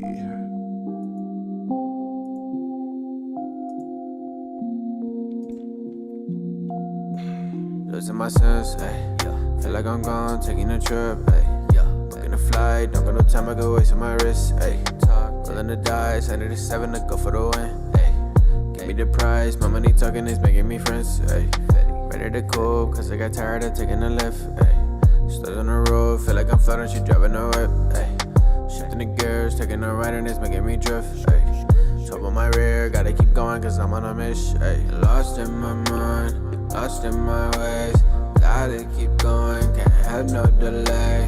Lost in my mind, lost in my ways. Gotta keep going, can't have no delays. I'm lost in my mind, lost in my mind. I'm lost in my ways, I'm lost in my ways. I'm lost in my mind, lost in my ways. Gotta keep going, can't have no delay. What you expect? I got a road on my neck, no time for me caving in. I got them watching and know I got hits. On they wanna be fans. I'm about to take off, I just been waiting to launch. This been all part of the plan. Taking no days off, waiting for me to slip up, but I won't give him the chance. Trying to make me a milli, kept it a buck like Benji. I just be speeding with my top down as I roll through the city. Bad bitch and she with me, filling a cup with some Henny. I just been swerving, my vision blurry, pouring and drown out the memory. Yeah, lost in my mind, lost in my ways. Gotta keep going, can't have no delay. Lost in my mind, lost in my ways. Gotta keep going, can't have no delays. I'm lost in my mind, I'm lost in my mind. I'm lost in my ways, I'm lost in my ways. I'm lost in my mind, lost in my ways. Gotta keep going, can't have no delay. Yeah, that was Voodoo Eyes. Keep going. So yeah, I have heard this song hundreds of thousands, if not billions of times at this point, because I've been editing this movie for the last 4 or 5 years. And I know we had a conversation about, you asked me if this song was going to be in the film. I said I wasn't sure yet. There was a point in time where I was going to replace it with something else. And the reason why I kept it in here is because of the fact that it does do a really good job of conveying a important emotion of perseverance and moving forward, which is one of the, I'm trying not to get too spoilery with the movie. It's one of the counter themes of the movie. When I say counter themes, I mean that it's actually not the theme. It's the value that you want to take from the theme, if that makes any sense. And so the song lyrically does a good job of doing that because it really conveys the aspect of moving forward, not giving up, understanding that life is going to fucking kick you in the dick sometimes and you have to just keep going, right? Hence the name of the song. And so when I was editing the movie, and once again, I'm not trying to like talk too much about the movie, but like when I was editing the movie into the particular scene that it goes into, it's the scene itself is the literal like opposite of the message of the song, because the people that are in that scene basically like give up on each other. They don't keep going. They don't keep moving forward. And it's a counter to the previous scene where the song starts, because the song actually acts as a transition between the two scenes, where the character is making a decision to move forward despite of all the crap that's going on in their life. And so for me, this song allowed me to do a couple different things with the movie. One, it allowed me to like subvert expectations a little bit lyrically, but it also really, because of how Voodoo Eyes did a good job of like really conveying the emotion of the song, like the emotion that I get the most is actually not even really perseverance. I think perseverance is the most important factor of it, but there's a bit of like despondentness in it, like in his vocal tone. It kind of like lost in my mind, lost in my ways. Like it sounds very like kind of like not apathetic, but it sounds very like despondent. Is the word that I come up with. But it's also motivational. Like it almost feels like this is a song that you will listen to when you're driving to work and you're like kind of fed up with life. You know what I'm saying? Like you want to quit your job. Maybe your girl's on your back. Maybe finances are tight. Maybe your car broke down or something. Like maybe there's, like I said, maybe life is literally just like kicking you around. This song doesn't act as like a bit of dose of medicine to make you feel better. it actually kind of commiserates with you, right? It makes you kind of reflect a little bit and look inward and be like, yeah, I am lost in my mind. I am lost in my ways, but I got to keep going, right? And it kind of acts as like almost like a mantra. There's is that a mantra, right? Yeah, a mantra, or affirmation that you would repeat to yourself to kind of get you through your day. And so when it came to like using the song in the movie, like I said, I went back and forth on it because I was like, well, I know what the song wants to do, and I know what Voodoo Eyes intention was with the song, and I think it fits. But I almost ended up pulling it because I was like, I think it's like almost like too motivational for the tone of the movie. Once again, without going into any details about what the movie's about or like how the movie flows, the song like almost felt like a little bit too motivational, where I was like, especially with how the movie ends, right? It's like, well, gee, right? Without trying to give away any spoilers or say too much about the movie, the song almost didn't fit the film overall because of how the movie plays out. But with that in mind, I still think it did a good job of like creating this this aura around these moments, around these characters who are trying to like really like find their footing in a world that's kind of collapsing around them. And the only way that you can really do that is to just put your head down and keep going. And so the song really represents that. As far as the production, I'm reading on your description here, Lucas Cardoso's Suck It. I didn't even know who produced the beat. I actually thought this whole time that you made the beat. But yeah, I've heard this song like hundreds of times. I really enjoy the song. It's going to be in the movie in possible colors. It's out now. I'm actually going to add this to my Struck by Stars playlist real quick. This is on my Struck by Stars playlist. And yeah, make sure y'all go follow Voodoo Eyes. And this is the album cover for his latest single, Keep Going. That's the homie, part of the Starstruck fam. And he's going to be doing more stuff soon, I'm sure. And yeah, make sure you check that out. That was Keep Going by Voodoo Eyes right here on the Heat Check. We got more submissions coming in, though. What time is it? Okay, so you guys got 32 minutes to submit before I cut off for the rest of the night. So if you're trying to submit a song, you can do so at Jaron Ikner. No, not Jaron Ikner. Sorry, Nero.com. No, Nero.fan/Jaron Ikner. And you can submit your song there for the next 30 minutes. And yeah. Seeing your comment. Can't wait to see the scene, yo. It's in the group chat. Older version. There's a newer version out now. But I put a link to the film, the entire film in the group chat. So you can go watch it whenever you want. But I'm gonna probably have another version for y'all to see very soon. Trailer's coming very soon. So if you want to see that scene before then I'm working on some strats right now to get this movie out. I gotta talk to some people and pull some strings and try to be great. Anyways, let's keep moving. I don't want to talk too much about the film because I'm gonna end up spilling beans.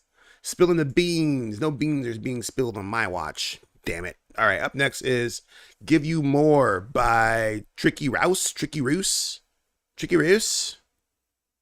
Okay. I think it's Rouse. Rouse? Because like mouse.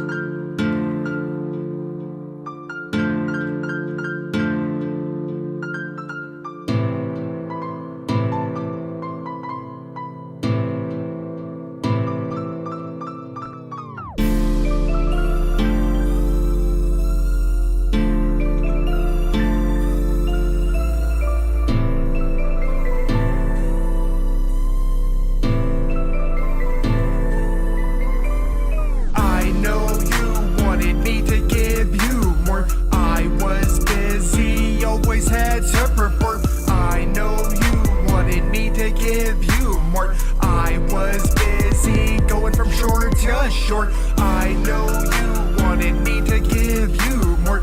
I was busy, always on tour. I know you wanted me to give you more. I know you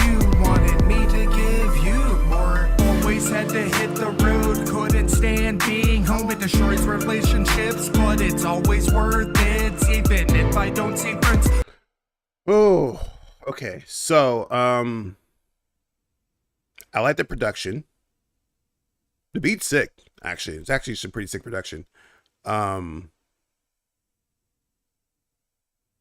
trying to like formulate my thoughts in a constructive way. I think that your flow is very stiff, and I think you need to like. So one of the things that I'm hearing the most is syllable formatting, right? So, for example, if we go back a little bit, Going from short to short, I see you. I know always on target. I know you wanted me to give you more. I know you wanted me to give you more. Always had to hit the road, couldn't stand being home with the shorts relationships. yeah, and this is something that I tell people often on this show. This is actually probably like one of like the most common pieces of feedback, and it's the usage of space. This is the beauty of hip hop. I was just talking about this earlier with another video, so that we're rehashing this. But the beauty of hip hop is space. It's one of the only genres of music where there's a lot of space in between notes, in between instruments, and your job as an MC is to flow in between those spaces as fluidly as possible. Now, the skill level of the MC dictates how complicated they can flow in between that. If you listen to a rapper like Tech 9, for example, you know, he has a very complicated flow. He can do triplets and all kinds of stuff. Kendrick Lamar is another example of this. JID is another example of this. And then if you put them at the top of the pyramid and you kind of like go down, the flow gets less and less complicated, right? And then you get to the bottom tier, which is like the basic flow, right? Which is like basically how how someone who is not locked in on the lyricism of hip hop would probably rap on a track. That's how I'm feeling with this. I don't think there's a problem with the lyrics or the production, but I do think that the flow comes off a little bit remedial in the sense that like we could be doing a lot more, right? But I think a lot of the problem comes down to your experience as a rapper. And so one of the top tier pieces of advice that I give people is to get your reps up. Record as much as possible. Record yourself rapping as much as possible. One thing that I actually like that I used to do as a younger artist when I first started was I would take some of my favorite songs, particularly Eminem. Eminem was actually the most of the time I would choose Eminem. Sometimes I chose like Ice Cube. Sometimes I chose Jay-Z, but Eminem was usually the one that I would choose. I would pick one of the songs that I really liked that had a flow that I would like, and I would rewrite that song with my own lyrics with the same flow. So, for example, I would take a song like Eminem's Who Knew, which is one of my favorite songs. I never knew I. I don't do black music. I don't do white music. I make fight music for high school kids. Put Lazarus when I drive like this. I put Lazarus with a knife like this. Shit, you probably think I'm in your tape deck now. So, but what I would do is I would replace it with my own lyrics. And the reason why I would do this is because it would help me practice structure. Because what I'm hearing the most is like structure issues. Let's see if I can find another example real quick. So I can give you like a direct example real quick. But it's always worth it, even if I don't see friends. But I gain a few hundred fans. Maybe one day she'll finally understand. Right there. Maybe one day she'll finally understand, right? Like, it doesn't... I'm trying to think like before I say what I say. Maybe one day she'll finally understand. She'll finally understand. So like, you sped up finally, and then you stretched out understand. But there's probably a way that you could say that more fluidly. And I think a lot of that comes down with having more knowledge of how a flow works, right? Getting your reps up, doing more practice. So like we could workshop this for a little bit. We got time. Fuck it. So like even right now. Understand day she'll finally maybe one day she'll finally and maybe one day she'll finally understand, right? Maybe one day she'll understand. Maybe one day she'll understand. Because this is a double time beat too. So right. So like as we had another example earlier where like the beat was double time. No, the beat was full time. And I was saying that it should be halftime. This is a halftime beat. I got my times wrong. So in a halftime beat, typically a rapper would rap double time, right? But since this is halftime and you're choosing to rap into the 1-2 pocket, right? Or the 2-4 pocket, which forces you to rap slower. So because you're rapping slower, it forces you to elongate your words, right?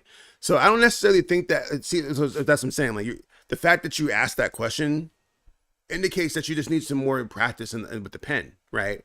Because you're asking me, should it have been faster with lyrics? Not necessarily, because there's plenty of rappers who can hit that pocket, the slow pocket. Like if this is your flowing style and this is how you like to rap, don't change it up. Just figure out how to make it fit you better, right? So I would actually, who'd be a good rapper for you to listen to, who does slow rap over halftime? Bun B. Go listen to Bun B. Bun B is very good at a full-time rap over a halftime beat. So if you listen to like a lot of Bun B, you'll hear, because a lot of it too is also like the choice of word selections. So even with this sentence, maybe one day she'll finally understand. I almost feel like you could cut out finally. Maybe one day she'll understand. Maybe one day she'll finally understand. See, like, there's so many ways that you could do that. Maybe one day she'll finally understand, right? That's more like a chopped up version, right? Maybe one day she'll finally understand, right? Which actually, I think that's probably how I would approach it, the way I just did it. Maybe one day she'll finally understand. Let's try that real quick. Maybe one day she'll finally understand why I can't be around her, stay to help you. I wish I... Space. So going back to that particular example, this is where a space would really help you. Maybe one day she'll maybe one day she'll finally understand. Dun, dun, dun, dun, dun, dun, dun. It's about finding the pocket. We're gonna listen to some more, see if I can find some more examples. But I think this comes down to practice. I'm curious to know if like how long you've been rapping for, how long you've been doing this for, because it sounds like you're just new. I think you have a mentality of how you want to approach a song. I think you have a musicality to you, but I think rapping is new to you. And so I think understanding that you can approach it so many different ways. This is the beauty of hip hop. This is why I love rap so much, because a good MC can approach a song in like so many different ways, right?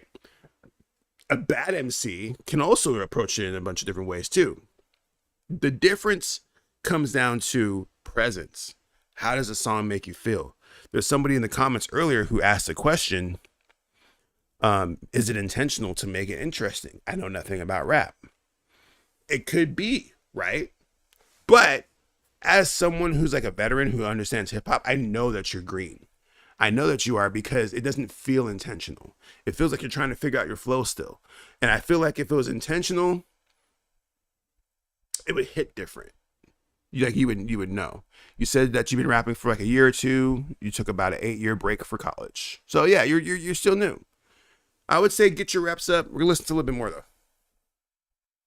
Understand why I can't be around or stay to help you. I wish I could give you more of my time, but I need to go to Europe, then Australia. Won't be back for a few months. You'll have someone new. Also, you could totally hear the struggle in your breaths too. Like, let's go back to that stanza real quick and listen to like how you're breathing on the song. It's showing me that, one, you don't have your lyrics memorized and you might be reading your sheet of paper. And two, those breaths are indicative of like where your natural flow is going, right? But part of the practice comes down to making those breaths flow in more of a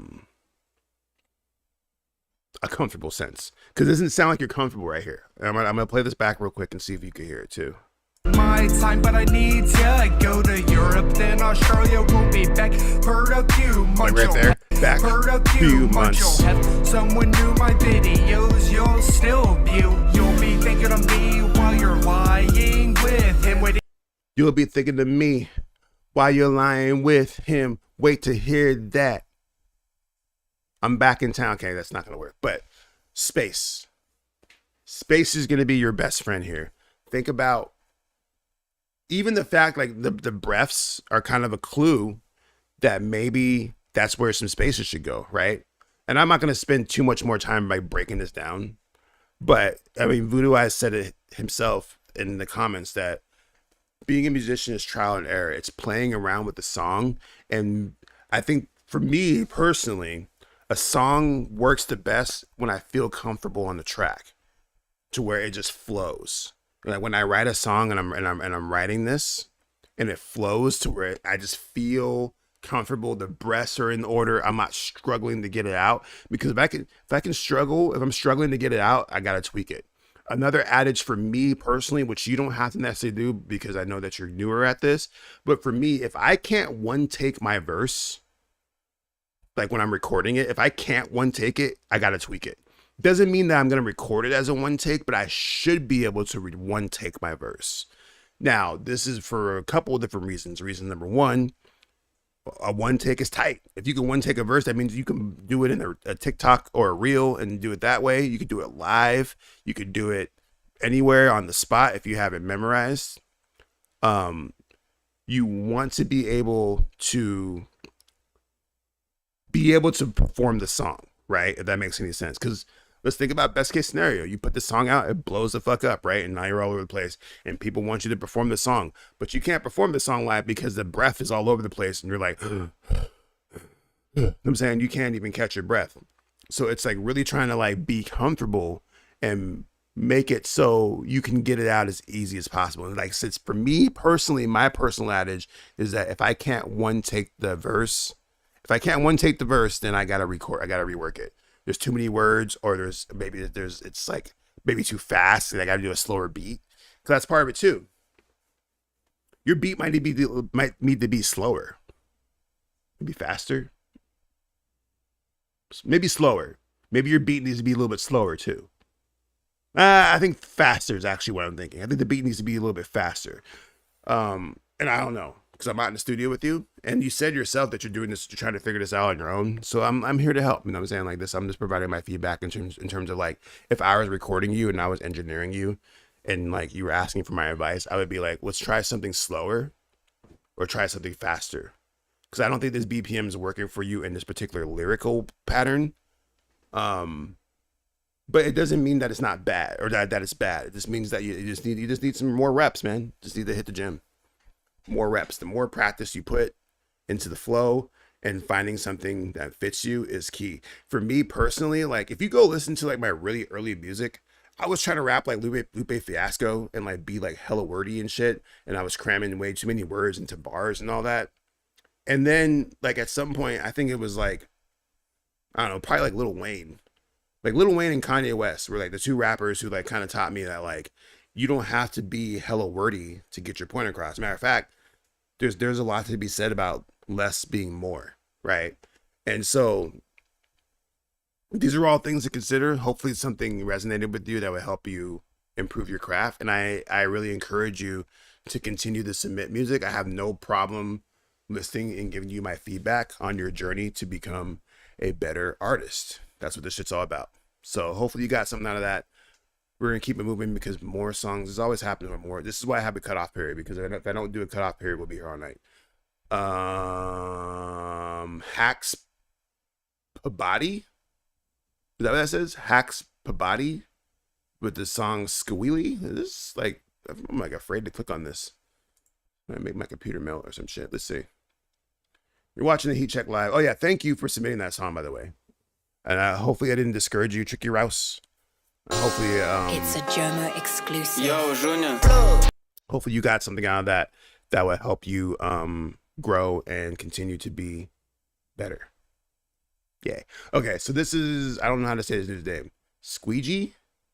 It's actually kind of sick. Squeegee is his name. And this is Hacks Pabadi. I think that's what it's supposed to say. I don't even fucking know.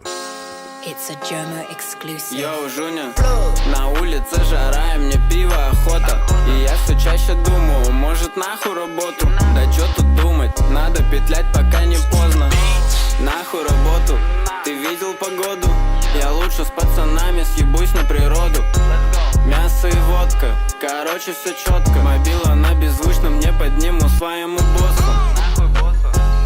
Он нахуй послан, пойми, но я не для работы создан. А чтобы пить коктейли и плавать на море. Думать, как потратить деньги, а не как заработать. I don't know what you're saying, but the flows comes off kind of tough. The beat's kind of sick too. I'm liking this so far. Валяться на пляже и впитывать солнце. Но пока что мой курорт Рио-де-стройка. Нахуй работу, ты видел погоду? Я лучше с пацанами съебусь на природу. Мясо и водка, короче все четко. Мобила на беззвучном, не подниму своему боссу. Погода, набухаться охота. So we got 33,000 fucking monthly listeners on the Spotify account. So that's always suspicious. I mean, he might be popping. I don't know. His name is Squeegee. He doesn't have any type of social media aspects. I can't even like see. Oh, he does. Hold on. He does. Hold on. He said that his Instagram is Ngevi Waves. All right, we're gonna scan his Instagram while we listen to the rest of the song real quick and see what we can gather about our boy Squeegee here. Let me just bring this up real quick, and then we'll do that, and then we'll play the rest of the song. Пожарить мяса, покупаться немного. И не надо на море, отдохнем на районе. Ведь я парень простой, и я не попрошу много. Отдыхаю сегодня, чё, праздник какой-то? А нам не нужен праздник, а если нужен, устроим Project X на доме, охуеют даже пиндосы. Но чтоб красиво отдыхать, сука, надо работать. Нахуй работу, ты видел погоду? Я лучше с пацанами съебусь на природу. Мясо и водка, короче все четко. Мобила на беззвучном, не... Dude's kind of popping. It's kind of popping. He definitely has a flow going on. Let's pick a random video. Let's see. This one has 9,000 plays. Let's see. Черный джип, туфли, черная кожанка. Черные темки, деньги, пистолет Макаров. На Рублевке дача, в гараже Макларен. Я сделал бизнес сам, бизнес in Russian. Все легально, бухгалтер шапич. Okay, so he kind of gives me like Krispy Kreme vibes. I'm not sure if y'all remember the Krispy Kreme guy. I don't think he goes by Krispy Kreme anymore though. I think he got sued by that name. I gotta look him up real quick. Sorry, give me a second, because that's like the vibe that I get. Like this kind of like deadpan. Froggy Fresh is his name now. Froggy Fresh. Now I'm gonna show you all what I mean here. I'm gonna see if you guys can get what I'm throwing here in terms of like tone and style. Let's see. Does he have Instagram? He does. Bet.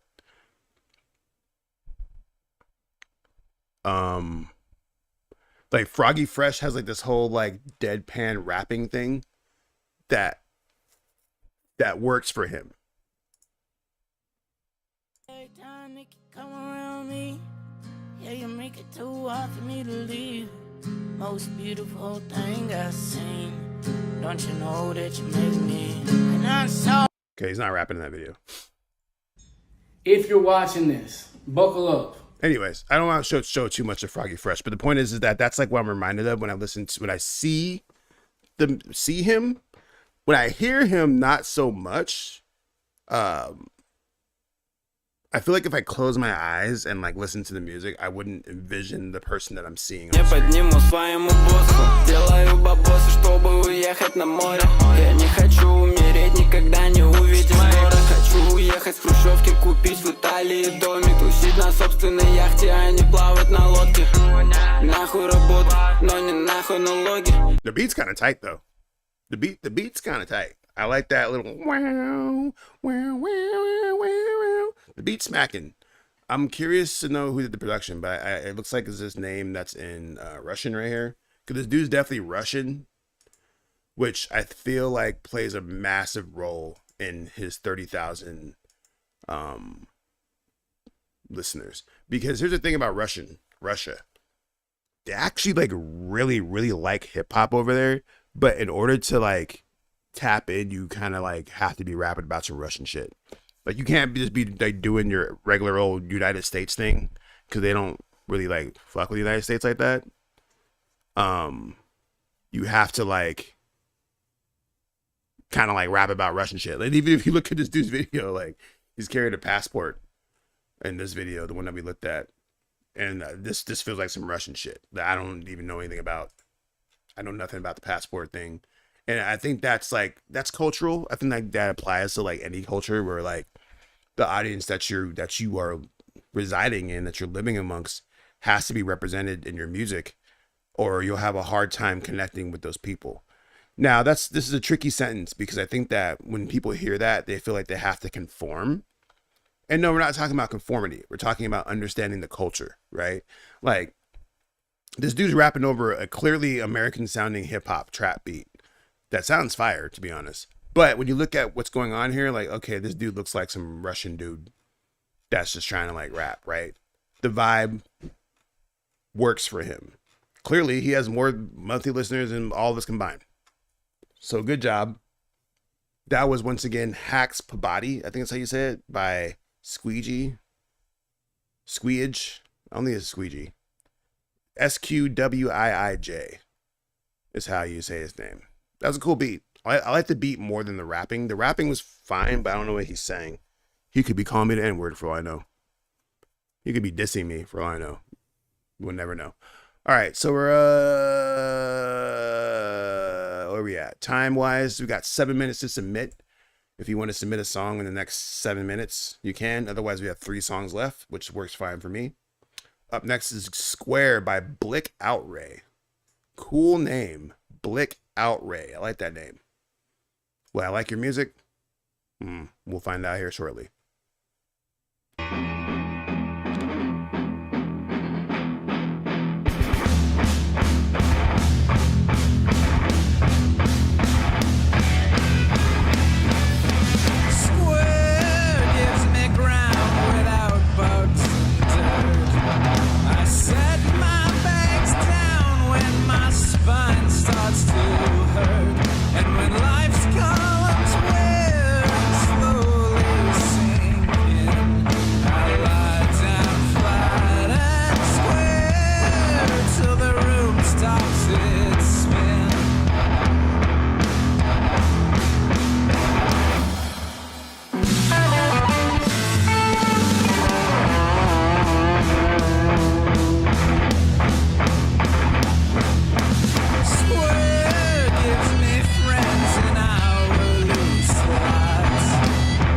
I need those vocals louder. I like what's going on here so far, but right now the vocals are getting really lost in the instruments. Like that guitar is really loud. And it kind of drowns out the textures and the tones of your voice to really make it like soar. I would say boost those vocals a little bit, and then also do some subtractive EQing on that guitar around the frequency of your vocals to make your vocals pop. As I say in most of these episodes of the Heat Check, your vocals are the most unique instrument that you have in your arsenal. There's nothing like your voice. And so I think that if you have your vocals on a song, they need to be always kind of the star of the show. No, I disagree. You say that it's rock. That rock has nothing to do with it, man. Your voice is the most unique instrument that you have in your arsenal. I should be able to hear your voice. I'm not saying that your voice has to be the loudest instrument. I'm saying that I need to be able to hear your vocals. I'm having a hard time hearing your vocals because they're being overpowered by the other instruments. This is a mixing issue more than anything else. Let's keep listening though. One season ends and another one drops. And as the hopes of the day finally circle the train, I plug into square to unburden my brain.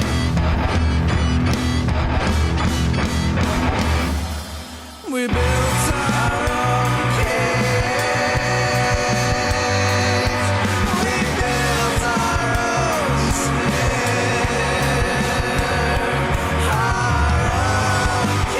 See, like right here on the chorus, your vocals shine. Like your vocals literally shine right here. On the verses, on the first verse, the guitar was definitely overpowering the vocals, and the guitar was the star of the show of the song. Now, when I say star of the show, I don't necessarily mean the loudest aspect of it. I mean the aspect of the song where my ears are being pulled to. It's not always the loudest. You know what I'm saying? I'm trying to think of like an example off my top, but like one of my all-time favorite bands is Queen of the Stone Age, and their first album, one of the things that they really did very well was have moments where the vocals would swell into the front, but then get kind of pulled back as other instruments kind of moves to the front, but it never took away the energy of the vocals. You know what I'm saying? I think in the first verse that we're hearing right now, the vocals are definitely fighting for the attention of my attention between the guitars and then the vocals. But then when we get to the chorus, the vocals completely take over. Now that works. You know what I'm saying? But I feel like you're saying some cool shit in that first part. So I want to be able to like make sure that those lyrics are felt. And I think you do too. Let's keep listening though.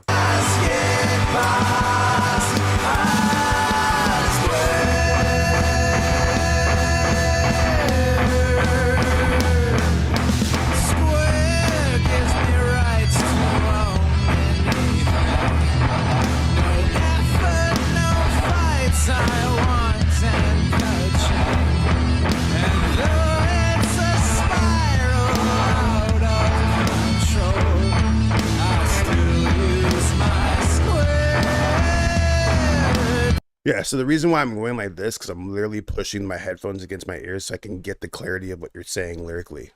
I want to hear what you're saying, but I'm having a hard time because like I have to like fight through the guitars sonically. And as I said, I think this is like a very light engineering issue where a little bit of subtractive EQing on your guitar just to give the vocal some room would be great. That's all you gotta do. It's a little tweak. I think this song's great so far though.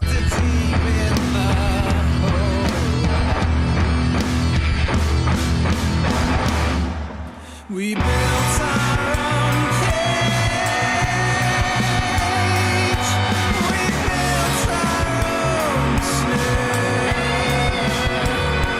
Our own casket.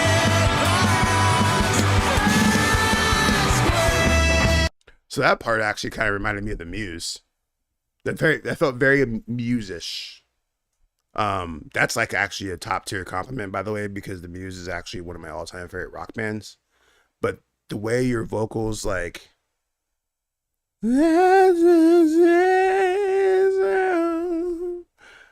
sound like the lead singer of Muse, dude. That's dope. Keep it up.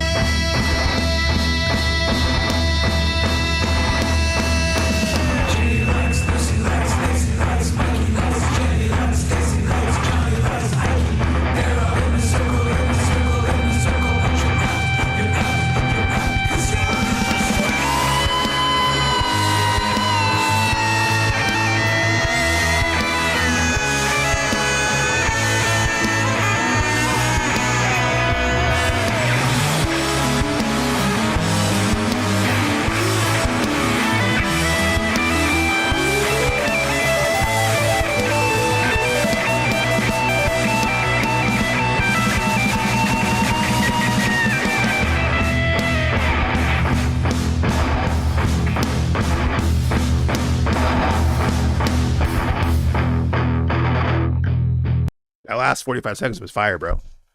I like. So I have questions. Who's doing what? Because like, we had another dude submit earlier that did everything by himself. Are you a one-man band doing all the instruments? Oh, I guess I could look at your credits here. Looks like you might have done everything yourself. You have a picture of you by yourself in the studio, and that's not you. What is going on there? Oh, there's nobody there. Tripping. Never mind. Ignore that statement. Yeah, the song gives me like Mars Volta, Muse, Queens of the Stone Age kind of vibe. These are all fantastic bands. And I think that you have a lot of talent for sure. Like you're saying, okay, so you did everything yourself. You're talented as fuck, bro. Congratulations, you were very talented. Now, how do we get you to a higher level? You only have 14 monthly listeners, which is not your fault. Well, maybe it is. I actually don't know. Let's take a look at your page real quick. Let's do a quick little page audit. Fuck it. You got 3 posts on your page. Well, that's the first problem right there. You need more content, my friend. If you look at the example, who was it? I don't remember his name now. It was Lost in Translation. Was it Lost in Translation that I was glazing earlier? Yes, it was Lost in Translation. If you go look at what he was doing as a one-man band, on his social medias, etc., so forth, he was able to kind of develop a universe around his art. Now, for you, I think that anybody who's one-man band status who can do all this shit by themselves needs to be doing behind the scenes stuff of like how they build their stuff, how they build their songs, because I think that's super fascinating. But then also, like, your song's called Square, right? So quick pitch would be like, I would start posting squares all over the place, different colors, different sizes, right? Maybe make some reels with just squares with the song playing in the background, lyric videos, things like that. And this is just me just kind of giving you a quick pitch off the top of my dome. But the idea is that, once again, you want to build a universe around the art. I say this time and time again, and I will continue to say this in more episodes, but the music is mattering less and less nowadays. And this is sad. This is somebody who really loves music saying this.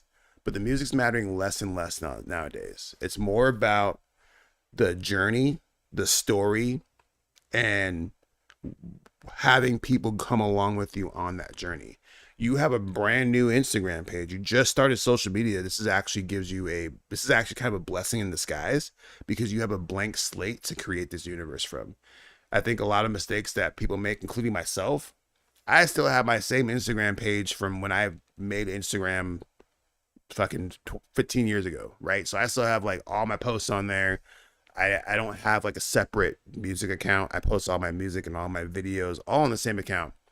I already know this is bad and I need to stop doing this, because the separation is not there, right? If you go and listen to my song, what's the last song I put out? Origami Cranes. If you go listen to Origami Cranes and you go look at my page, you're not seeing that. You're not seeing that. Now, a lot of that's by design, because I am a everyman multimedia renaissance man, so it fits my motif, but I wouldn't expect other people to do that. You know what I'm saying? So going back to your music, you have an opportunity to start blank and fresh. I think it's just more about having a clear idea and locking in with it, and then also remaining consistent with it. Consistency is obviously a key. You probably heard the bullshit a lot by now, being consistent, yada, yada, yada. I got mad issues with consistency. This is why I'm not famous. I already fucking know this. But I do know that if you are consistent with the approach of your universe that you're building, you will find an audience that will gravitate towards it. But I think that, sonically speaking, in terms of the actual musicality, I think, like I said, I'm hearing Mars Volta. I'm hearing the Muse. I'm hearing... there's like a little bit of like Soundgarden in there. It's a little bit of like other bands that I can't think of right now. And I think finding your village around this music, which is probably like maybe people like even my age. I'm 42. I don't know how old you are, but I feel like this music would attract an older audience versus a younger audience. So you have to figure out what that looks like in terms of like your approach, in terms of like your story that you want to tell. Well, let's look at your website real quick. Oh yeah, submissions are closed, by the way. We closed them submissions. So if you're looking to submit, then you can't until next week. Oh, you're 42. So we're literally the same exact age. So that's probably why we're clicking here, because like when I hear your songs, I'm taken back to a very particular time. I would say between the years 2000 and 2008, when I was listening to like a lot of Foo Fighters, I listened to a lot of Queen of Stone Age, listening to a lot of Muse, I listened to a lot of Mars Volta, I was listening to like a lot of just really just like these ethereal rock bands is how I describe them. Like ethereal, emotional rock bands. Like we're not like listening to like hair band rock or like pop rock or even like emo rock like Linkin Park. This is like a very particular like cinematic kind of like rock. That era, the Mars Volta, the Muse era, like very cinematic rock is how I describe it.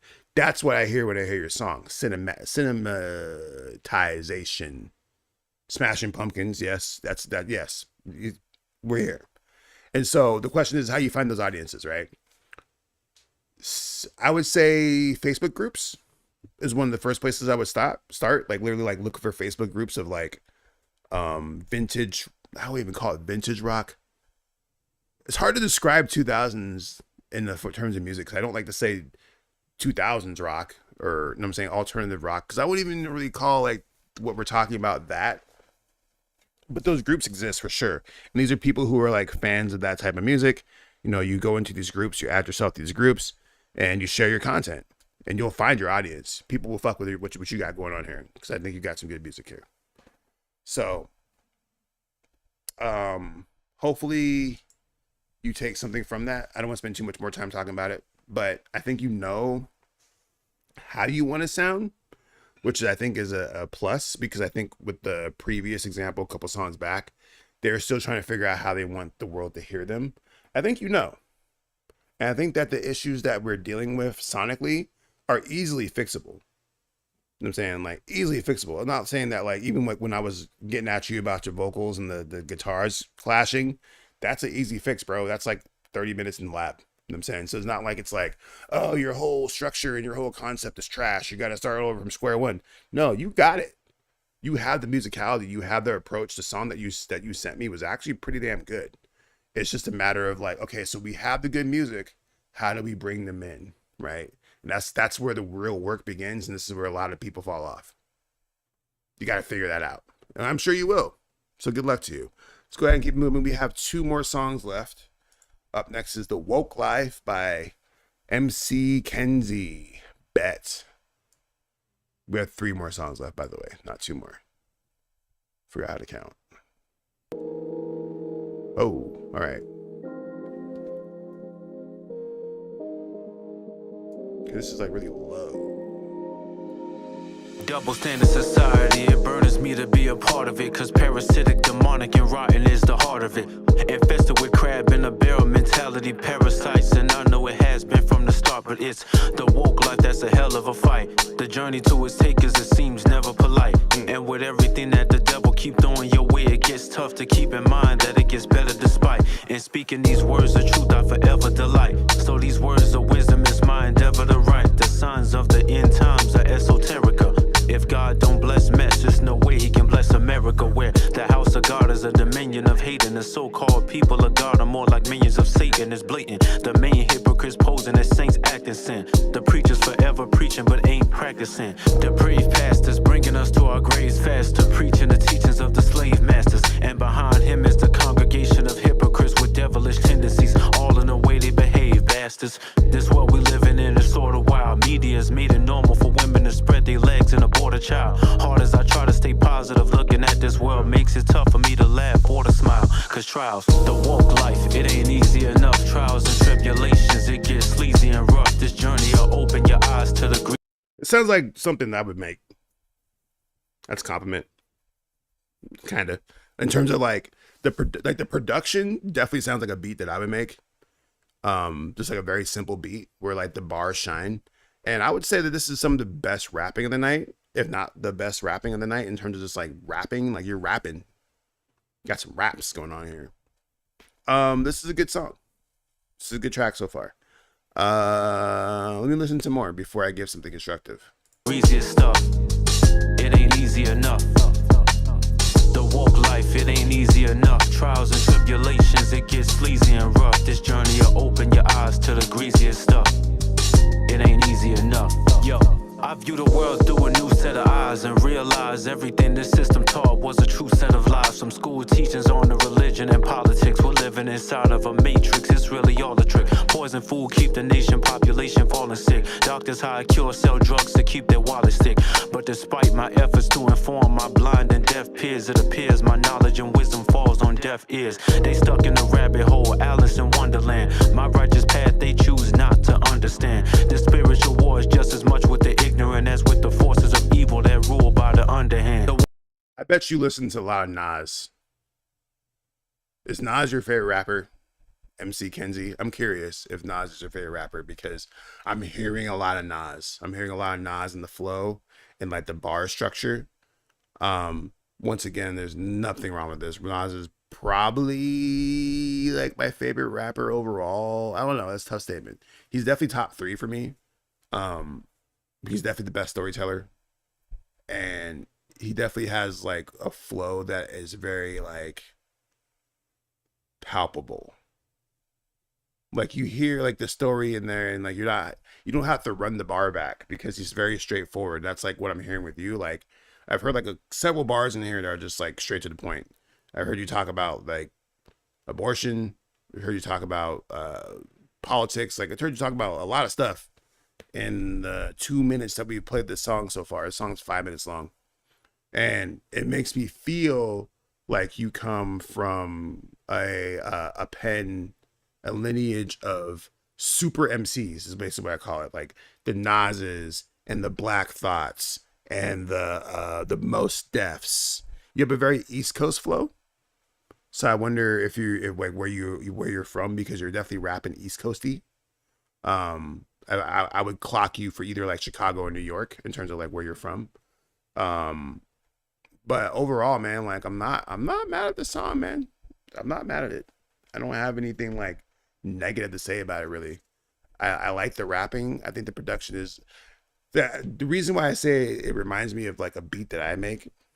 And I actually just watched a video that kind of confirmed this philosophy, I guess, if you want to call it that. If you're making a beat and it feels done, then you overproduced it. Because when you're making a beat for a rapper or making a beat for an artist, they're the final piece of the puzzle, right? So if you like make like a whole beat and it has all this stuff going on and it feels like a full song without anybody rapping on it, then you did too much. And that actually kind of brings me back to Travel Through the Nebula, who I'm not sure if he's still on here right now. He's a heat check veteran. He submitted his song earlier on. The song that he submitted earlier was his attempt at hip hop with an artist. And that's kind of like what I was, the exact description, to where like that felt like a full song. It didn't feel like a song that someone would rap over. Because these are two different things. You know what I'm saying? Like having a beat that you would rap over is not necessarily a full song, because the MC is the missing factor to make the song complete. So when I'm hearing you rap on this beat, I feel like if we took your vocals off and just listened to the beat, it wouldn't sound that great. You know what I'm saying? Because the beat would feel unfinished. You're the factor that makes the beat sound like a finished song. And that's why I know that you're talented in that sense, because I connect with that. You said you're from Florida. Ha! Exact opposite, way off. But you grew up in a lot of old school East Coast hip hop. Bet. Like I can hear it. Like I said, I hear all of it. I hear all the East Coast in your raps for sure, for sure. Listen to some more. This is 5 minutes. I'm not sure we'll get through the full 5 minutes, but let's keep listening. Ones running this system is villing us. Poisonous food, they killing us. Keeping the population ill, and plus crooked cops with badges running around. It seems like every chance they get, they gunning us down. Oppression rains on us heavy like a ton in a pound. And change has yet to come like a nun in a gown. We're living under a system that wasn't made for us. And every day the evidence of it is laid for us. But still, no reign of evil exists. They all steady swear. They minds feeble and soft as a small teddy bear. I once feared a place I knew was hell, till I opened up my third eye and realized cause we already there. The walk life, it ain't easy enough. Trials and tribulations, it gets sleazy and rough. This journey will open your eyes to the greasiest stuff. It ain't easy enough. The walk life, it ain't easy enough. Trials and tribulations, it gets sleazy and rough. This journey will open your eyes to the greasiest stuff. It ain't easy enough. I said, this system of education is flawed. School system of Satan to turn a nation from God. The false teachings of the enemy keeping us blind. Prison school system designed to keep us sleep in the mind. I find the math don't add up. The history's mistaught. Our history's hidden, kept a mystery. Who thought teachers in schools teach against the laws of mother? I be loving me some type of raps like this though. I love like political raps. I love like societal raps. I like to call them like Plight of the Black Man raps. Like, if you listen to my albums, by the way, Wish Is Never Perfect is out now. You can go check that out on the link in the description. I have a couple songs on there, Peace of Mind and Omens, where it's just political rap. You know what I'm saying? Like, I'm rapping my perspective as a black man in America, trying to fucking figure this thing out. I'm seeing corruption. I'm seeing tyranny. I'm seeing all these things. And by being able to like formulate my words in interesting ways, it actually acts as a bit of solace and relief from being able to like process my thoughts. It's therapy. That's why I even say in the song, I put my pen to the paper and call it therapy, because it's therapy, bro. And so I know that you're kind of venting through your music, and I think that's beautiful, because that's like why we're here. This is why we do this. And I think that the message has gotten lost over time, to where people feel like, oh, well, I'm gonna be a rapper so I can make a bunch of money and be famous. And no, we make music so we can express ourselves, and then we can feel, and then we can have some type of emotional current that others can connect to, so we can grow as humans, and spiritually and physically. You know what I'm saying? And I think that this song does a good job of tapping into that, and I appreciate that. So thank you, MC Kenzie, for submitting this song, because it's a reminder that motherfuckers are out here still rapping about what we need to be rapping about. And I'm saying, we're not trying to like twerk it or get some bitches or sell crack or whatever we're doing in these streets. We're rapping, and we're telling our story the best and most genuine way possible. So thank you for that. I'm gonna keep moving though.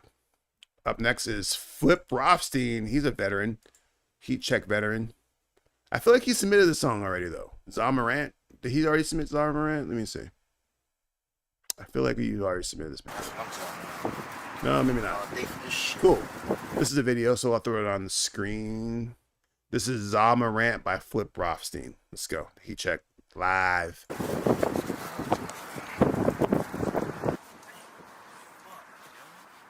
to find my weed.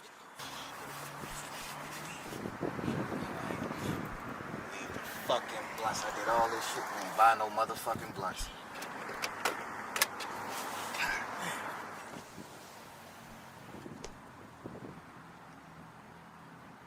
Hey, yo. Hey, what's up, my boy? You got some weed over there, my boy? You got some weed? You got some blunts over there, yo? Got some blunts over here, you know what I mean? Oh, they're doing How High. In case you guys didn't get the reference, this is from the movie How High. Hey, roll the fuck up. Say no more. Let's blow the roof out this motherfucker, boy.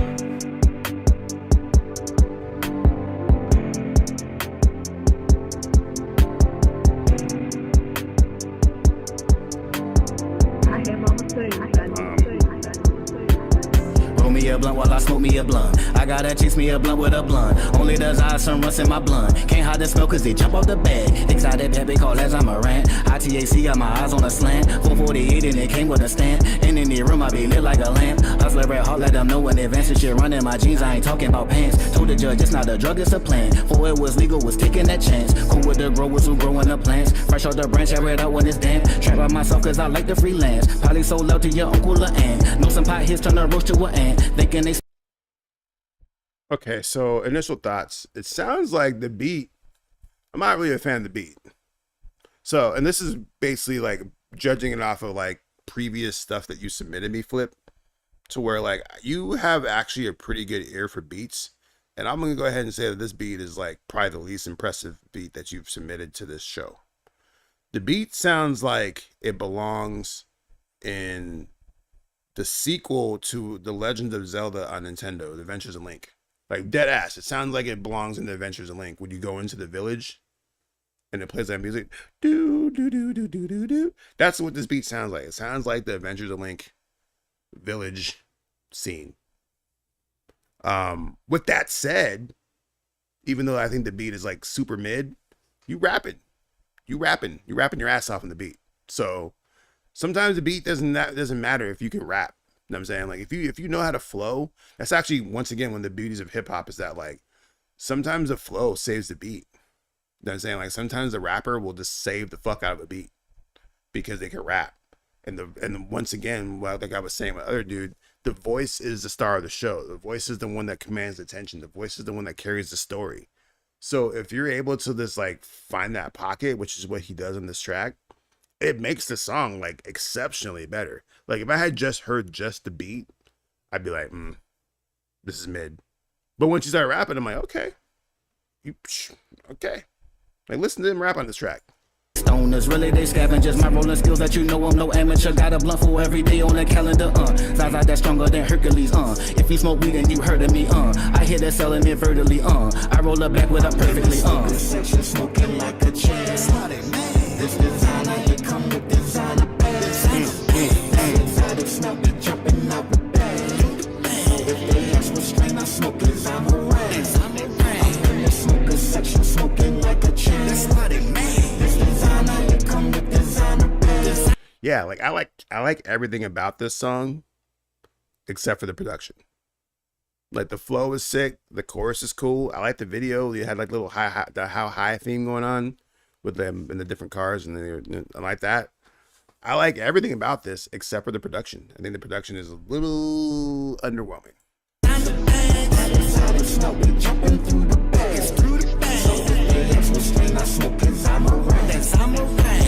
Walking this mercy, I got what you want. Stoned on myself, I can't help but be blunt. On the lunch break, gotta smoke during lunch. Yeah. Always prepared with a pack of some blunts. Pack of true rap shit, that one with no guts. Came a long way from a Philly or Dutch. Yeah.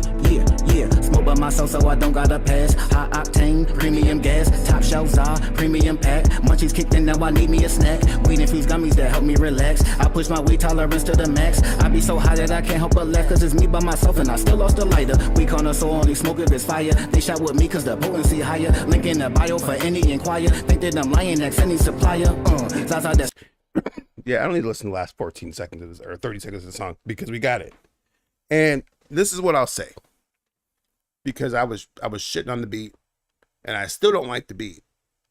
But like I said earlier, you're rapping your ass off on the song.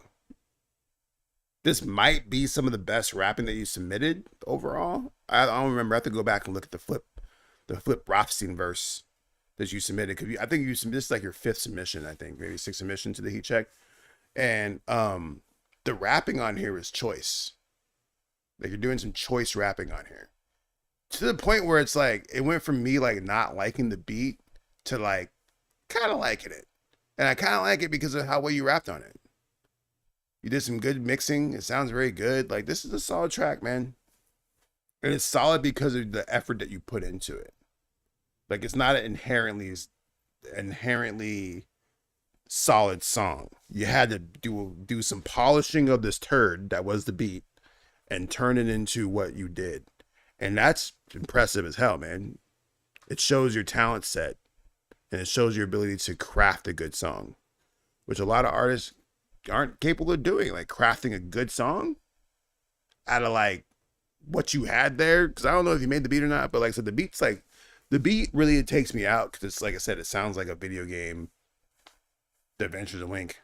Dead ass. I keep saying The Adventures of Link. That's what it reminds me of, is that game, The Adventures of Link. And maybe it is shit. Maybe you sampled that shit. I don't know. But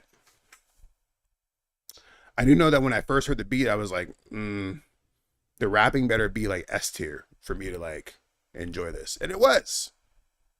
You did that. You hit the mark. So congratulations, Flip Rothstein. I'm still gonna probably give Song of the Night to who was it? To Lost in Translation. I think. We have one more song to submit to listen to, but I think Lost in Translation is the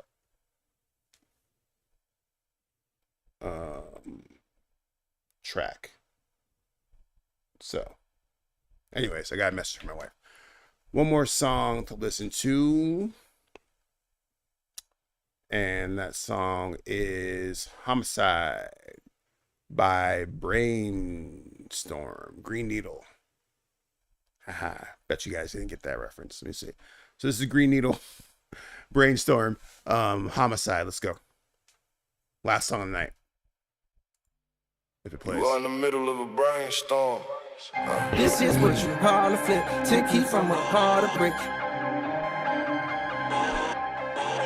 This is what you call a flip. Take heat from a heart of brick.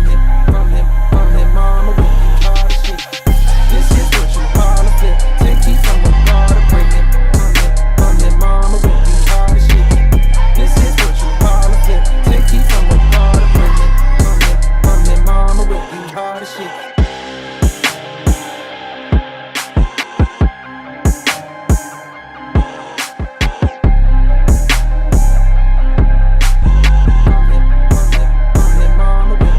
Just a beat. I was expecting to hear some raps.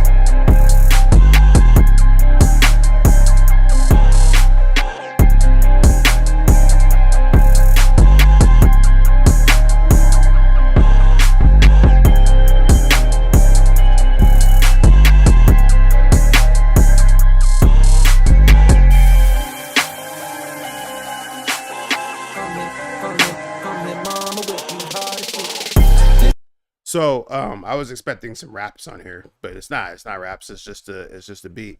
And I think that he's slipping J. Cole, right? That's a J. Cole sample, which is interesting. I think it's cool. Now, I don't know how far you're going to get with this. That's probably why you submitted this as a direct submission versus like a Spotify or a SoundCloud submission, because I feel like you will get flagged if you try to submit this to Spotify or otherwise. They will probably flag you for that J. Cole sample. With that said, you got some production chops, man. I think that, like, I don't know anything about you, and you didn't give me a link to your Instagram or anything like that, so I don't know if you're like a DJ or like an EDM producer, but like this would be something that would definitely hit the EDM crowds. The J. Cole sample is a little niche, but I think that played for the right audience, like a post-college crowd. So I was gonna say college crowd, but that's a little bit young. Like a post-college crowd, so like people between the ages of like 25 and 32 would probably resonate with the song the most because of the J. Cole sample, right? So they hear the J. Cole sample, they recognize that, like, oh my God, that's J. Cole. And then that's like where you do your work, right? I'm curious to know if you were like, are a DJ though, because like I think if you're a DJ, it makes things so much more versatile, right? You can slide this in the middle of a mix real quick, pop that off, pull it back out, just real like a little 30-second little blip, right? Or are you trying to like sell this beat and get someone to rap over it? If you're trying to get someone to like rap over it and sell it, you're gonna have a world of hurt to deal with because of the sample itself makes it very difficult to get it sold. And then you probably can't even get it out on the streaming sites unless J. Cole proves it. So that's like, I guess the advice that I would give you is the fact that like that sample is going to be a big hurdle for you sonically, unless you're a DJ. If you're a DJ, then it's fine because it's kind of transformative and you can use it in your mixes and you can do whatever you want with it in that sense. But if you try to put it out as your own work, you will get flagged and you will get shut the fuck down. So I think that overall production solid. Let's listen to a little bit more though, so I can formulate a few more thoughts here.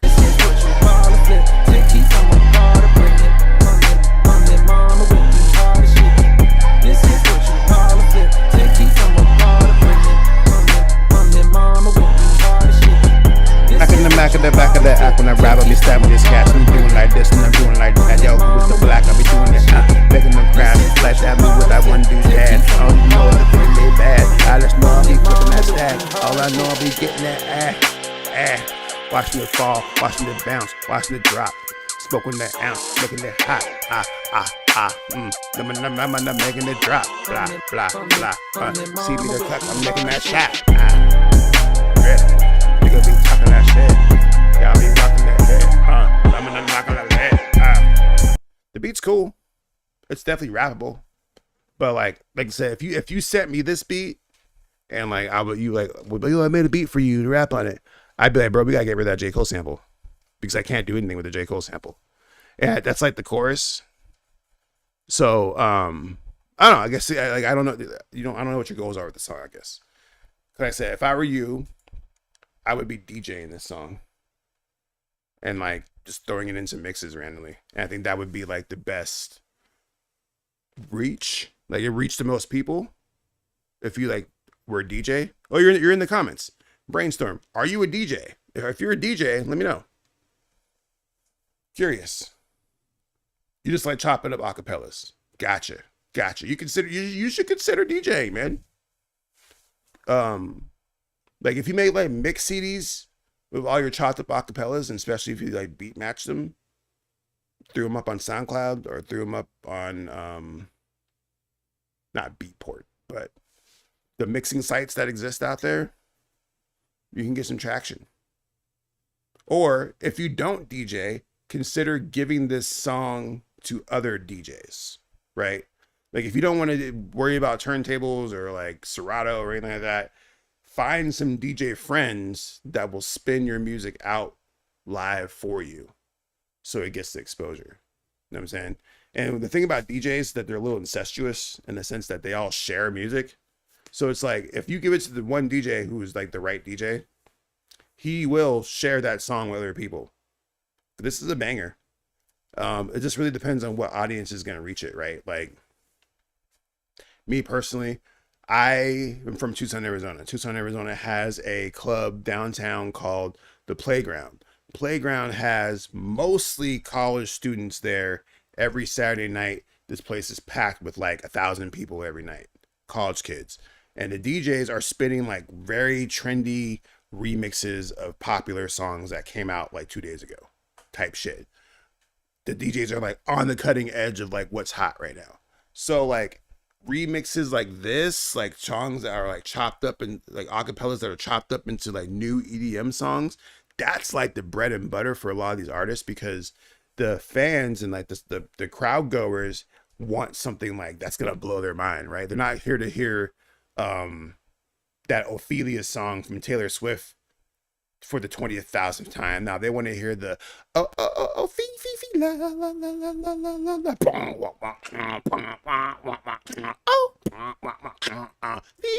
yeah. Ophelia. You know what I'm saying? Because that's gonna make their synapses fire off and the dopamine go crazy. Not hearing the same songs over and over again. So basically what I'm saying is like if you want to like make a bag,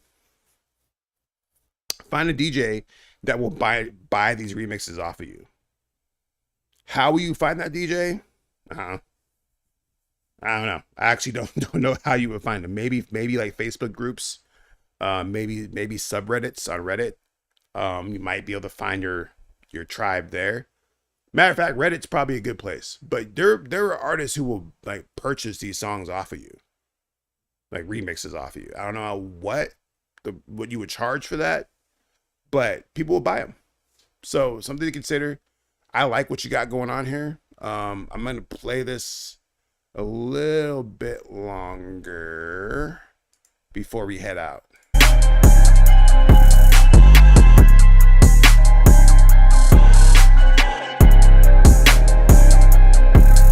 I'm not gonna lie though. I'm kind of interested in your production because your drums are cracking. Your drums are pretty cracking. Do you have other beats posted somewhere? I'm not in the market for beats right now, but I'm always like to keep like producers like on my my radar because you never know. But I'm curious to know if you have your beats up somewhere. And also like I don't know if Travel Through the Nebula is still in here, the OG, but maybe y'all should link because what I was telling Travel Through the Nebula was that if he's gonna try and like do more hip hop and more trap, he needs more cracking drums. Your drums are cracking. You got a cool kit going on here on this beat to where like I'm hearing them and those drums are snapping. So maybe you and Travel Through the Nebula can like link up and like exchange things. Like he has a lot of like ethereal and like atmospheric and cinematic sounds, which I think you might benefit from to like add like accents to your songs. And then you got the drums. So I feel like if y'all like cross streams like the Ghostbusters, it might get spooky. Who knows? You're working with the Dayton family and maybe Lazy Bone. Oh, okay. Well, you shit, doing more than me. All right. Well, hopefully that advice helped you. If you want to send me beats, feel free. My email is what's my email? Do I have my email up? I got like 5 emails. I'm trying to make sure I'm sending the right one here. Hold on a second. I'm gonna expose my shit over here real quick. Connect at starstruckmultimedia.com, and I'll check them out and give you my thoughts. Otherwise, I will see you all next week for the next episode of the Heat Check. I think next episode is episode 20, and I think when I look at my analytics here, we are very quickly approaching 500 songs submitted to the Heat Check, and that's crazy. So yeah, this episode we hit 484, which means that our next episode we'll probably cross 500 songs just based on the averages, and that's pretty crazy, man.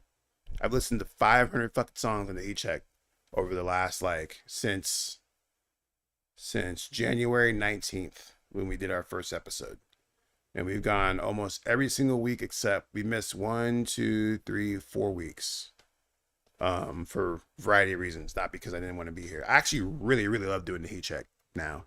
Before, I didn't like the Heat Check, but that's why I stopped doing it, because like people were pissing me off and like getting the songs all together and like clicking through shit. It was just too much for me, man. I had to quit. But with this new Nero thing, and then like even like with the AI revolution, like I just crave like really good human-made music. So thank you all for submitting to the Heat Check. I really do appreciate it. It means a lot to me.